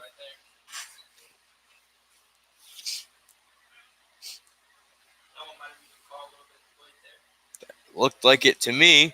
Looked to be in the same area as the two fastballs. Just the break might have been to change the call. So a ball right by the diving Rabel, and the game will be tied on a single by Rogers. I'm just trying to get them to put the ball on the ground, try to roll a double play to get 2 outs. So in a tie game here, that's going to bring up the shortstop, Brock Kaufman. So a single that will tie the game. Odie looks frustrated out there. He'll have to stay out here and try to work his way out of this inning and stop the bleeding. These are the type of situations that they do better as a pitcher if you can work your way out of it. I mean, anytime you challenge the pitcher, force to work your way out of a jam that either you put yourself in or if you're coming out of the pen that somebody else made it in, it makes you a lot mentally tougher, which will help you anytime you go out there after that.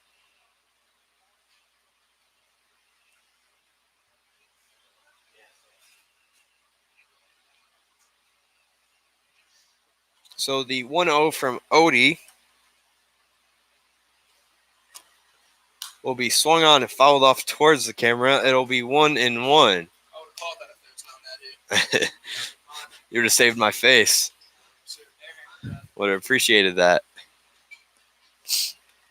Luckily, though, there is netting, so you wouldn't have had to bruise your hand.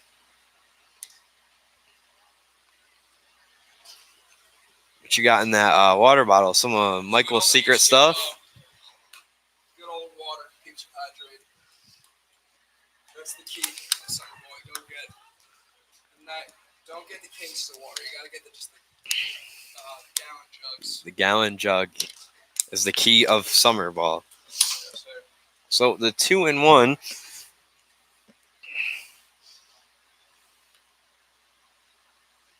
Breaking ball in there for a strike, 2-2. I'm going right back to that. It looks like he's got a lot of confidence in that pitch right now. I mean, the other one was called the ball, but it was close, and then that one's coming across. It's looking good out of his head there.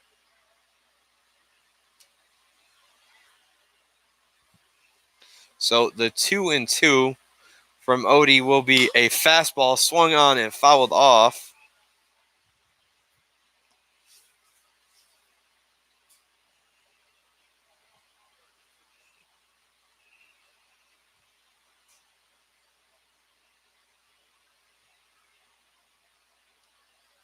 The 2-2 as Odie went fastball there, not back to the breaking ball, and we'll see what he goes to here. It will be a pitch low, so a 3-2 count now. As Odie looks a little phased, giving off the RBI single to tie the game. Trying to calm down there out on the mound now.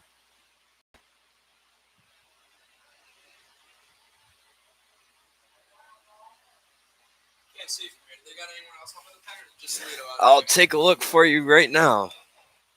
The 3-2 will be high. And it looks like right now no one is currently warming up. That's going to bring up the DH Cross Grundy. Oh, and there will be a change. Probably Solito here. As Odenhall's night is over. It's Devin Hicks, the lefty who last threw in that exhibition game. Devin's been a great addition to our bullpen. He's primarily a first baseman for me there now. Did not know that. Where he's going to play school ball this year, but he's going in as a two-way primarily first baseman. But he's been really effective on the mound for us, especially that last game. Very quality out. Yeah, that walk-off win, exhibition win. Yeah, I mean, even though it's an exhibition game, it still really helps. Just regardless if it's an exhibition, scrimmage, or whatever it is, you're still getting at bats, you're still getting innings over time, and still just gaining confidence there. Confidence, you're gaining experience, and just being able to take whatever confidence you have and bring it in the next game. Him and my former teammate and booth member, high school friend Kyle Evans, both pitched in that exhibition game. Yeah, Kyle did a great job in that game coming out. He was really effective out there, fun to watch. Perhaps might end up on the team at some point this year. I wouldn't be surprised. I mean, it's a long season. He's all the hope we get, especially anyone that's affected out there. Threw strikes pretty efficiently, and so did Hicks, and he looks to be doing that right now as he's warming up.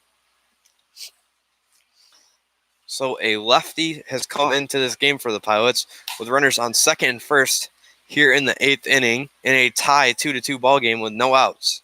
Hicks isn't a guy with any type of overpowering fastball, but he's got somewhat of a weird arm motion from the left side, kind of got a little pitch in there, so it's definitely hard to pick up out of the hand.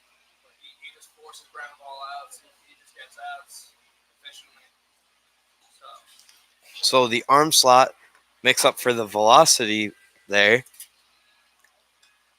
Is there any potential that we could see him at first base at some point in this year? That I'm not sure about. We got some quality first basemen out there that are all fighting for at-bats, so I'm not sure about that. So he will see most of his time out of the pen this year. I'm just hoping to see some batting practice at some point.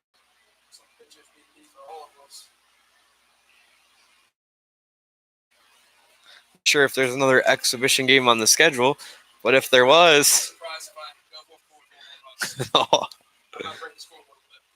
Or 4 strikeouts, but it's close enough. if you could play anywhere in the field, where would you want to play? I'm going at first. It's the least running. First base, not a lot of room for running there. You just stand relatively still. Nice chill position out there. First base is the place to be, as that's where I played in high school. So Pay me about the key behind the plate. I wish I could have been behind the plate, but being a lefty, I wasn't able to. I couldn't do that. Props to Ty being out there. Props to him.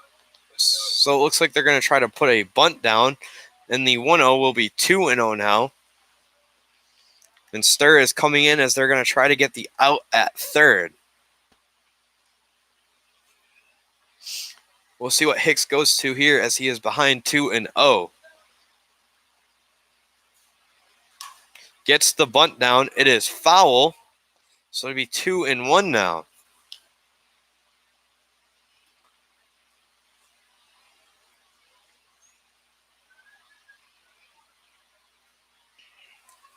So closing in on the 2-hour and 10-minute mark, we are here in the 8th inning in a tie ball game with runners on second and first for Geneva and no outs in a 2-1 count to Cross Grundy. And I am joined here in the press box by Ryan Mueller. That bunt gets down. Stir will throw to third. He will be called safe. And it looked like he was out. Didn't even slide in, called safe before the throw. And we will see if this call will get overturned. He was calling that before. He had his arms ready to say safe before the play was even done. So it won't be overturned. The bases will be loaded for Hicks now. And that's going to bring up the lefty Sperling.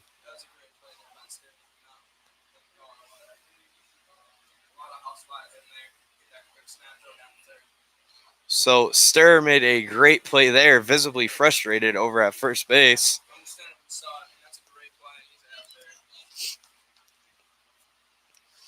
So what do you think Coach Quinn was out there saying to the field out? Probably just seeing if he can get an extra look at that from the home plate on.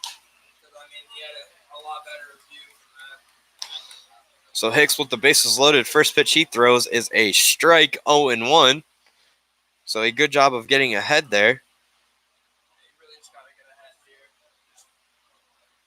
Just try to get this strikeout here. Or some type of pop out that will hurt you.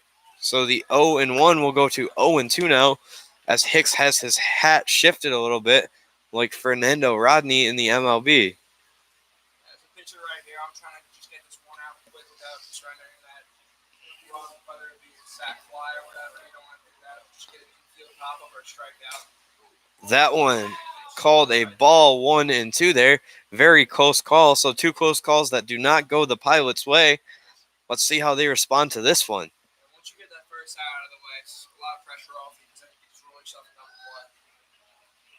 So the 1-2 from Hicks be swung on, fouled off toward the Pilot dugout. So 1-2 here again.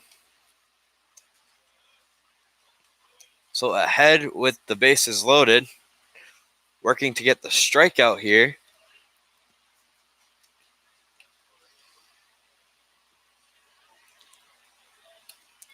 The infield is, of course, in. Bermudez creeps in a little bit further than the rest of the team, and another close call called a ball, so it'll be 2-2 now. So Hicks's command has fallen after getting ahead 0-2. See them shifting up a little bit. They're going right for that run at home there. Yeah. 2-2 is fouled off as he goes back to the heater. It didn't look like Sperling was looking for it there as he was just able to foul it off.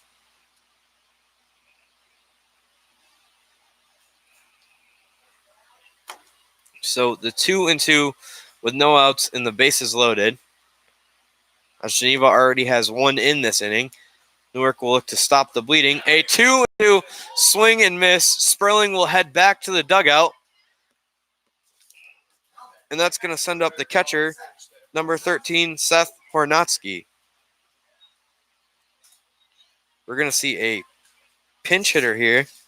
So it'll be number 25, Nate Wolf. Right now, you really just got to put the ball on the ground, some hard hit, hopefully over the middle. Spin that double play. I mean, we got the middle infield to get that. It won't be Nate Wolf. It'll be Alex Bibb, number 25. So Hicks gets the first out of the inning on a strikeout. A foul ball there off of the netting would have been above the press box, so you couldn't have caught that one. It'll be 0-1 now.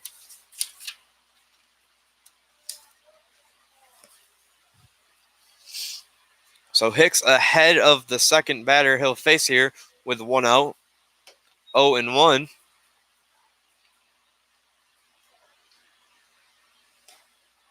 The 0-1 will be 0-2 now as Hicks has come in here and is looking very efficient. He doesn't look like he's going to be a freshman entering college. One, he looks old, but the way he carries himself on the mound out there, he looks like a experienced pitcher out there. The 0-2 is cut on and miss, and he has back-to-back strikeouts. Send him to the grocery store because we're at Kmart right now. So with 2 outs, that's going to bring up Harrison Treble, the right fielder. So he'll face another lefty here. So a lefty-on-lefty matchup for him with 2 outs and the bases loaded. So easiest base here. In his last at-bat, he did have a single right up the middle. He is 2 for 3 on the night. As you were saying, he is a tough out to get. First pitch here will miss, 1-0.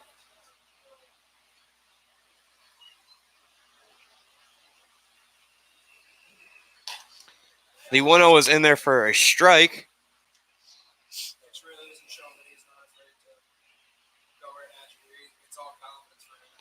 So the high school kid is not afraid to come in big situations like this one.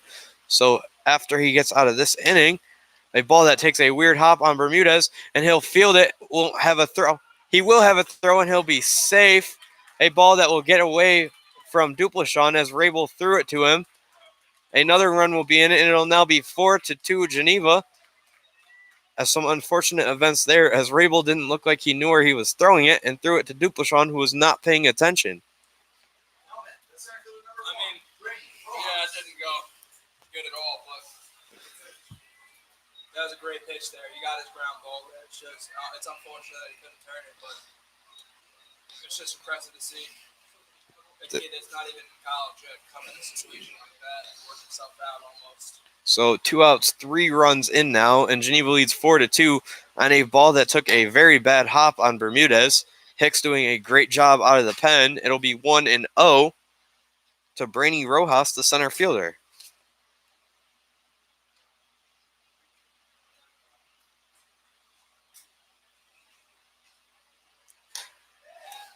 So some very unfortunate events there as the count is 1-1 now. With the way the bats have been going lately, I would not be surprised if this 2-run lead does not hold for these last 2 innings. So a throw to first by Hicks. He'll be back in safely. There's just 2 runs. We can chip away at that. But it wasn't called, so it'll be 3-2 now with a runner on second and third with 2 outs. Hicks just has to remind himself here, like you said, the runners don't matter and they just need the out. You just gotta go right at the batter. So the 3-2 swung on, popped up. Saito will get under it, make the play, and we are on our way to the 8th inning as our Pilots trail 4-2. And we'll look to get at least even with 2 runs here in the bottom of the 8th. Thank you for tuning in on NewarkPilots.tv. I am Tim Watson, joined by Ryan Mueller, and we'll be back.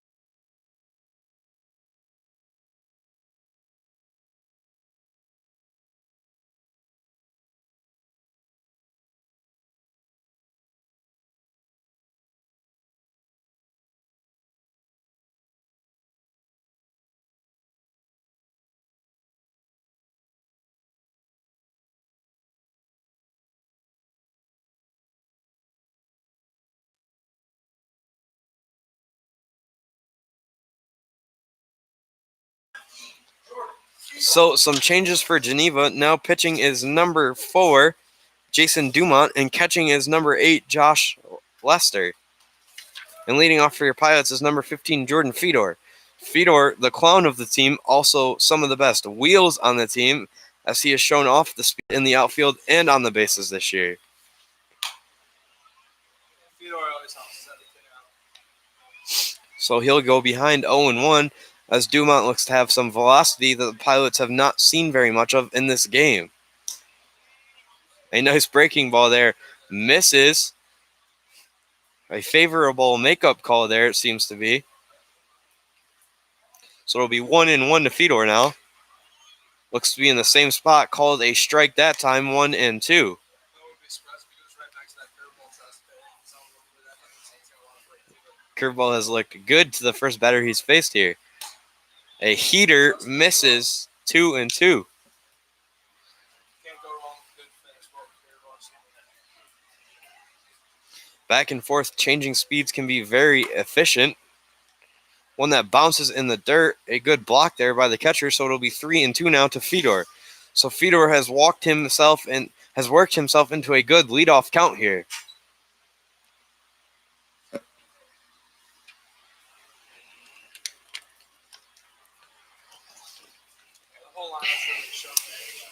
The 3-2 will be fouled off.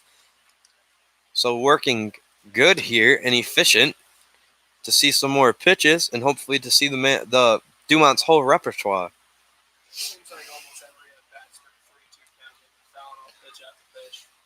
Another one right there. That's a tough one as well. That's a great piece of Send the at-bat even deeper.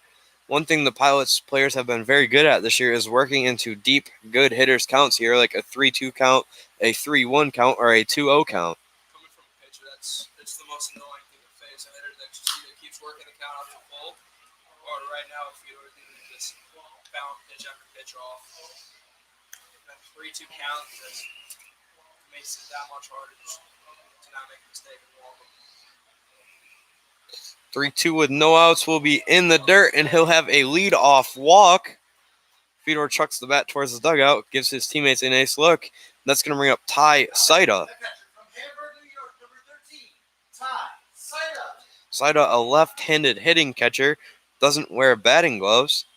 Old school. You gotta love it.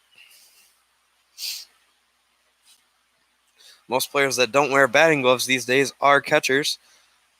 I don't know what it is about it, but I tried being a no batting gloves guy, couldn't do it. It sucks. It's awful. First pitch to him was in there for a strike, 0-1. I used to rock no batting gloves back when it was metal bats in high school, but couldn't ever go with the wood bats in hard time. I can't even do it with metal bats, and it's even worse with wood. So the 0-1 will miss. It'll be 1-1 now to Saida.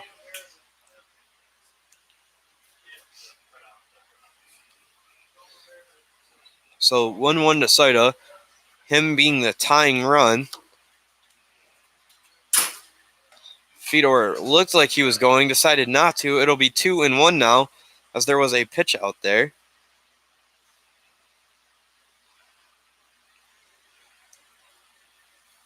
Looks like it's really relaxed to play right here. Fedor almost picked off there, back in safely. Looks like the man on the mound right now is using a Wilson. What kind of glove do you like to use? It's a little bit controversial for me. I've always been a Wilson guy. Back in high school, I had an A2000. I used an A2K over the summer. And I used my Wilson throughout the fall of my freshman year. Didn't do too well with it starting off my college career. And then once the regular season started, I broke out of Rawlings that I had and I just never used. Fell in love with Rawlings. So in game, I've been pitching with my Rawlings hard to the hide. She's been great for me. My school's getting the Rawlings glove deal, so hopefully I'll be able to add another glove reflection. But the days I'm not starting, I've been using A2K, so getting a nice little mix of both. But A can't go wrong with a nice Rawlings piece. Drake out there by Saida, and there will be one out, and that's going to send up the shortstop, number 8, David Bermudez. Personally, I've had the same experience as you, switching through glove brands, as I have been through 3. I started off, my first baseman glove was a Wilson A2000. Yes, sir. And then, That's what I use at first base. and then I transferred to the 44, lesser-known brand glove. Oh, okay. Created a custom one, a big glove, a 14-inch glove, in fact. Wow. That's Huge. What are you doing with that one? That's softball right there. That's the softball glove. Wow. I use a nice 11 and a half out there on the mound. So the first pitch to Bermudez will be a strike. And then my senior year of high school, I got a Rawlings Heart of the Hide first baseman glove and used that all year. And that ball's going to get down. Fedor will get to third. He could score here, and he'll be held at third. So Bermudez possibly breaking out of the slump there with a double. And the tying run will be at second base for Stir.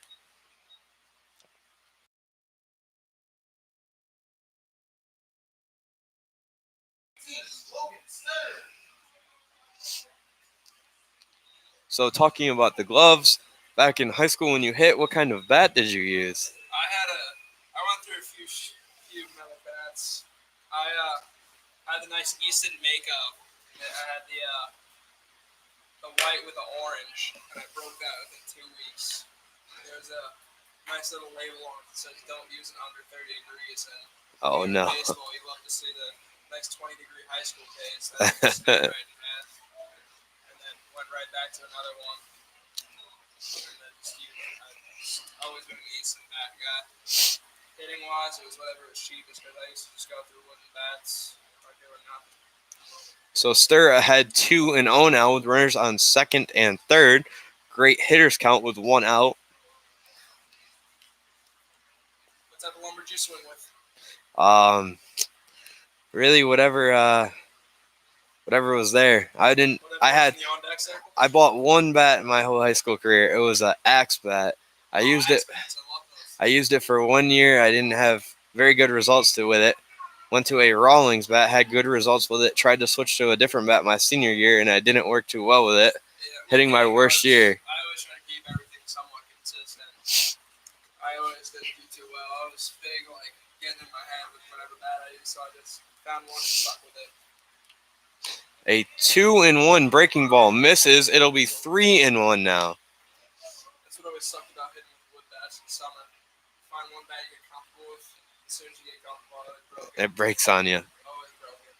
One summer I went to like 9 in the span of. I bought one wooden bat my whole life. A Louisville Slugger Evan Longoria prototype bat. That's a nice piece. I used it for like 3 games. Decided I'd use it in batting practice one day and broke it. That's always how it goes. It's always a batting practice. And I got kind of lucky with my wood bats. My old travel coach owned a company on Long Island called Beaver Bat. And they just always gave us discounts on great bats. So the 3-2 is fouled off. So we're going to do 3-2 here again with 1 out. Another 3-2 count here for Dumont. Every bat is it's been a 3-2 count. So your teams are really grinding up there at the plate tonight. It just shows that they're really seeing the ball a lot better than they have been. And it just puts a lot of stress on the other pitchers. So Stir here in the 3-2 count. It will be up. He'll get walked. The bases will be loaded. And now the tie-breaking run will be on first for number 11, Cameron Reynolds.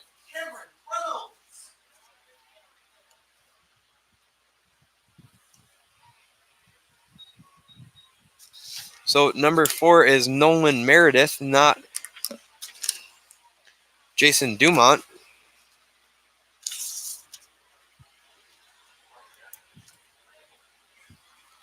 First pitch to Reynolds will be swung on and fouled off down the first baseline. It'll be 0-1.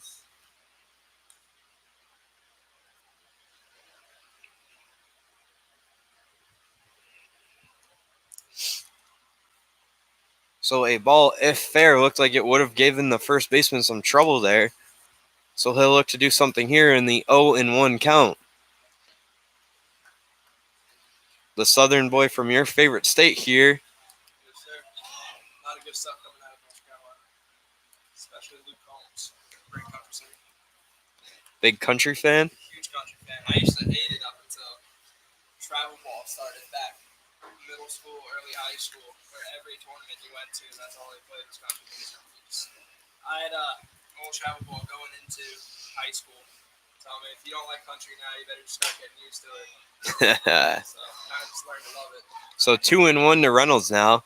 What would your favorite country artist be if you could tell me that? 100% Luke Combs. Me and Cam are always singing Luke Combs songs in the locker room, and everyone just looks at us like we're crazy.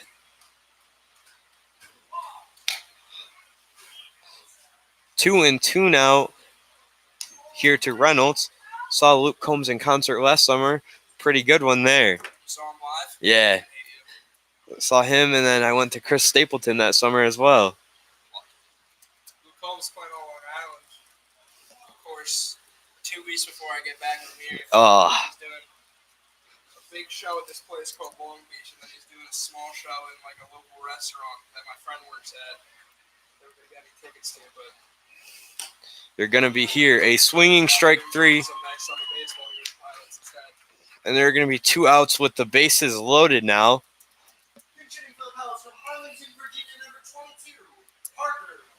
And that's going to bring up Parker Denny, who will be pinch hitting here for Rabel. Parker's another one of those kids with a lot of pop in his bat. He can send one over the outfielder's head too. So a slow start to the year, but he has seen his average climb into the mid-200s. So been on a tear as of late, and as you said, some pop. If you can get one to the outfield here, we could see a tie game or a lead. Yeah, I mean, he definitely did have a little bit of trouble in the beginning of the year, but he's been seeing a lot better pitches, putting a lot better swings on. So took a big swing in there and missed. It'll be 0-1. Even with that swing, you can see there's a lot of force behind that. He was trying to do a lot of damage. That was a swing for the fences. So besides you being a big country fan, what else do you really enjoy? Other than country, you could always find me off with some ASAP Rocky or something, ASAP Ferg, big rap guy. Or you can't go wrong with classic Mr. Brightside. Can't go wrong with that. Are you part of the team that loves the show Lucifer on Netflix? No, I'm not a part of that team. Logan and them were always watching it downstairs. It's me and Boyko and Solito, Ty, and then we're all upstairs. Normally just chill and play Xbox a little bit. Always have some 2K tournaments going on or some movies. So it'll be 1-2 now. And Meredith will throw home. The pitch will be high. It'll be 2-2 now. And Denny has worked himself into a good count here. 2 balls, 2 strikes with 2 outs, and the bases loaded as the Pilots trail by 2. So 2's all over the board.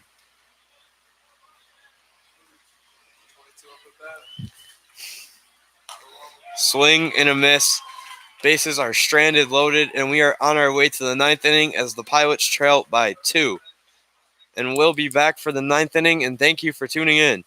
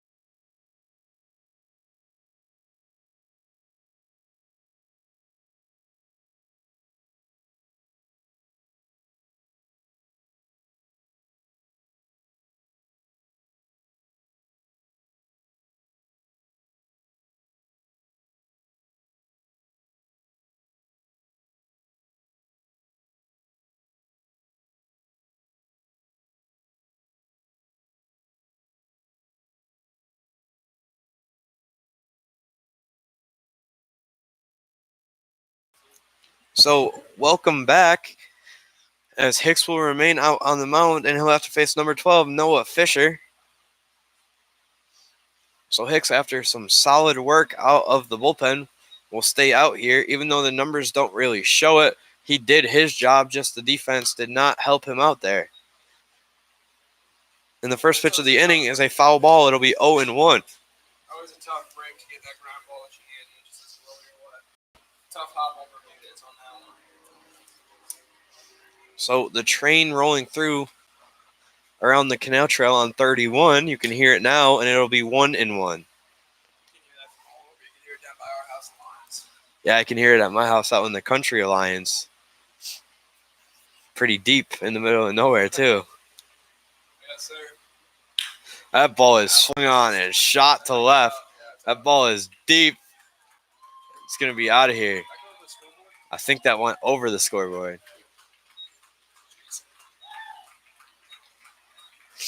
So a shot there from Fisher. And the Pilots now trail by 3 as it is 5-2. And that's going to bring up Brandon Cooper, the left fielder. So Hicks will look to regain some composure and confidence after that shot. that's all you can really do after you deliver a solo shot. Me personally, after giving up a home run like that, yeah, it sucks to give up a home run, especially one that goes pretty deep. But I feel like a lot of the time it's a lot easier to come back from just giving up a solo home run than it is to like have to work out of a jam like that. I mean, Rather just especially when you're already down, that's a lot easier to stop. just give up the run and see no one on base than have to worry about giving up the run and seeing other guys on base. Definitely easier to bounce back from me at least. I don't know how Hicks feels after that. But. So it'll be 1-1 now to Cooper.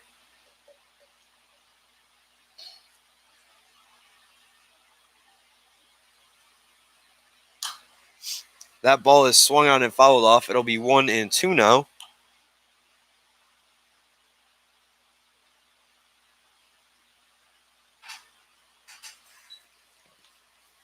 So Hicks taking his time out there on the mound now after he delivered up the solo shot. The 1-2 will be swung on and fouled off down the third baseline. And the home plate ump will ask for more balls here. So for you, since joining this Newark team, what has been the biggest change from here than from your home? Biggest change baseball-wise has just been going out there and starting as opposed to having to come in and relieve.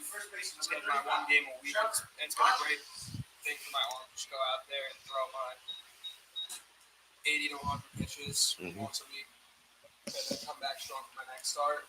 And then just the overall lifestyle up here is a lot more laid back than back on my home on Long Island. More chill up here. Yeah, Long Island, there's so much to do, whether you're going to the beach or whatever. But there's not really. It's been relaxing up here. Definitely been a nice change of scenery for me.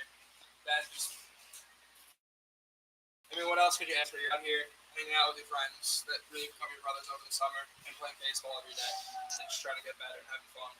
Have you made your way out to Soda's Point yet? Yeah, me and Odie have gone fishing out there a few times, and then now that it's been getting warmer, it's been a popular spot for us to go. Yeah, it's a fun spot to go chill. Cars like to yell at us a lot for throwing rocks at each other, but having some fun out there. Yeah.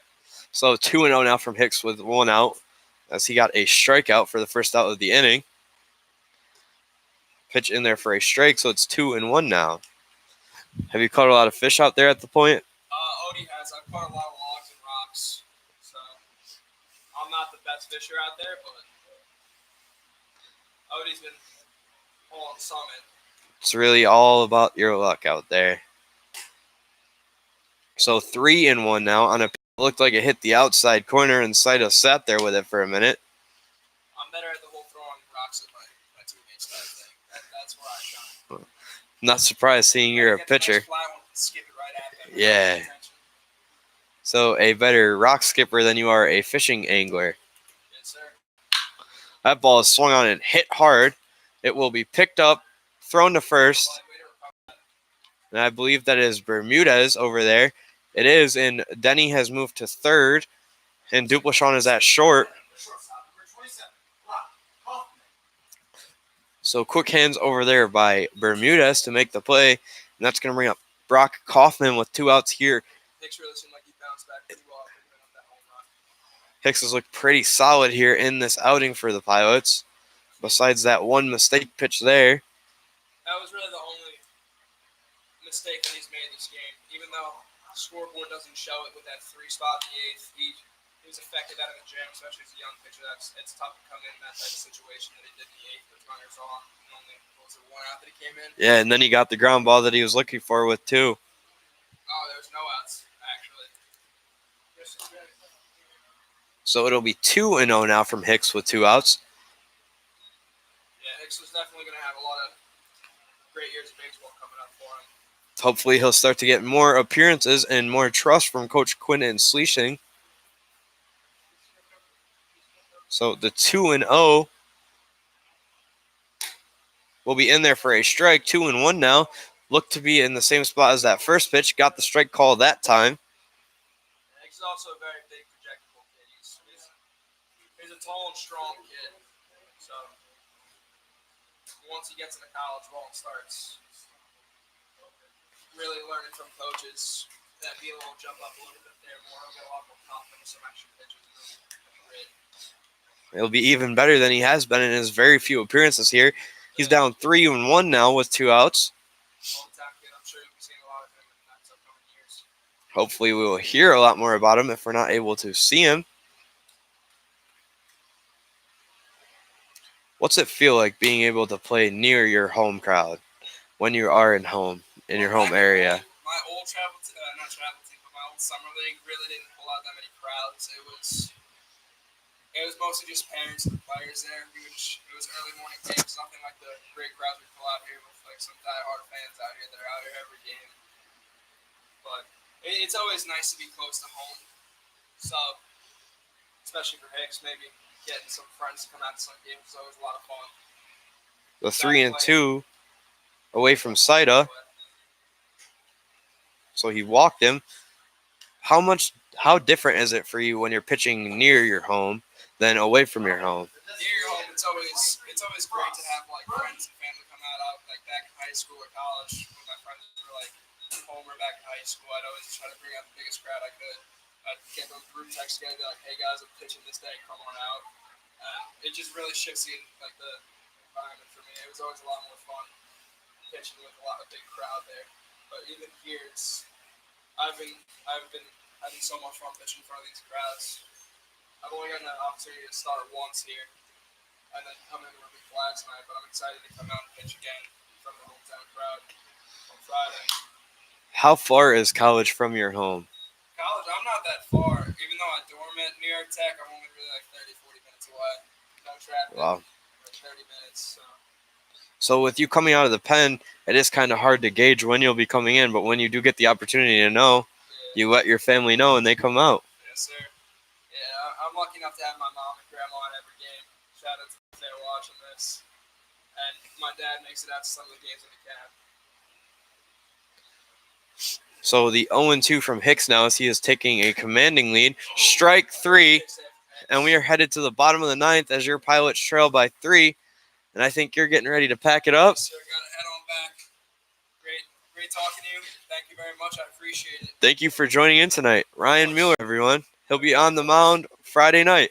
And we'll be back, and I'll be back for the bottom of the 9th inning. And thank you for tuning in.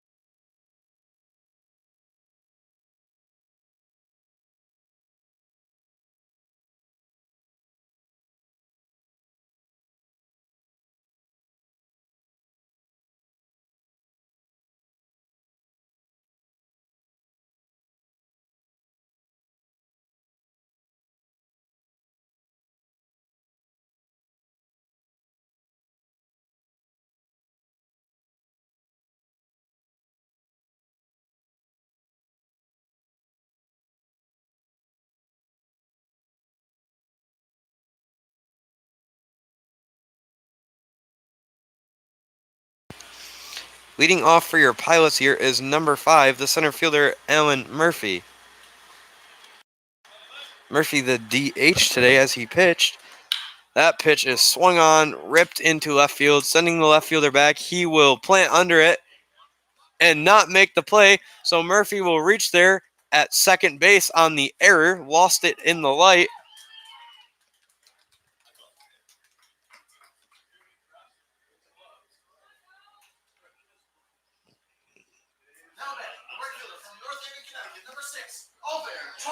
So should be scored an error there as it did go off of his glove.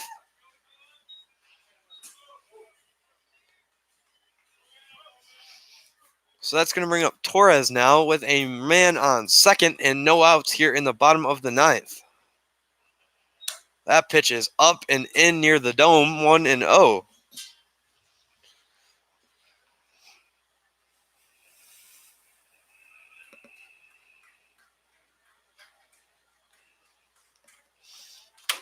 The 1-0 to Torres will be in the dirt. It will get by the catcher. Murphy will be at third now with no outs.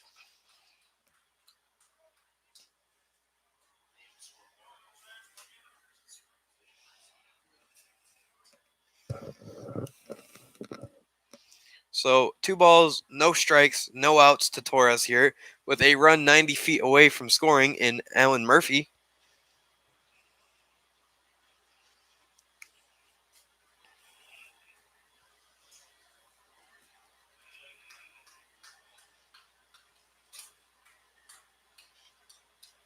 The 2-0 will be in the dirt, 3-0 now.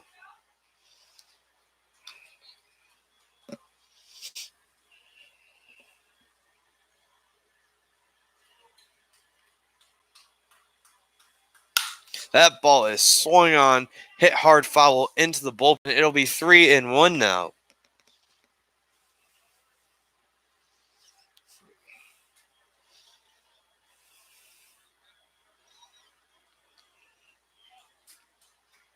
The 3-1 swung on, hit to the second baseman. He'll glove it. The run will be in, and the Pilots trail by 2 now with 1 out here in the ninth. That's going to bring up the shortstop now. Dylan Dupleshan. Dupleshan was moved to shortstop in the last inning as Denny took over at third, taking out Rabel, and Bermudez shifted to second. First pitch to him will be swung on, hit over a jumping second baseman's head for a double, possibly a triple, as the ball is still at the wall, and he'll stop at second by a quick throw-in. The center fielder from Greensburg, Pennsylvania, number 15, Jordan Fedor.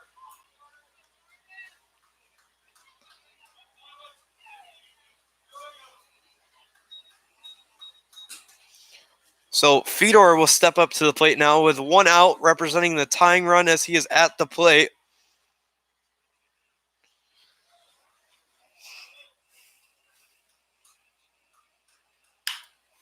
That ball is swung on and hit hard towards the shortstop, who will go to third. The out will be recorded, and there will be 2 down now.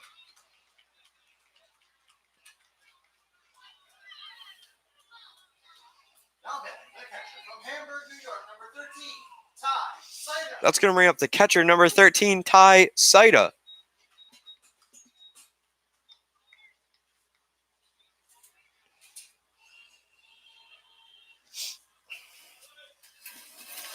So Saida at the plate now, representing the tying run with Fedor on first.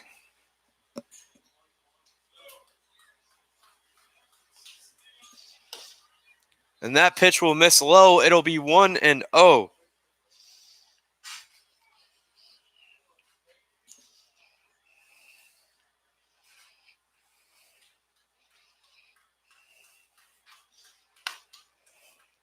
It'll be 2-0 now to Saida with a runner on first and 2 outs.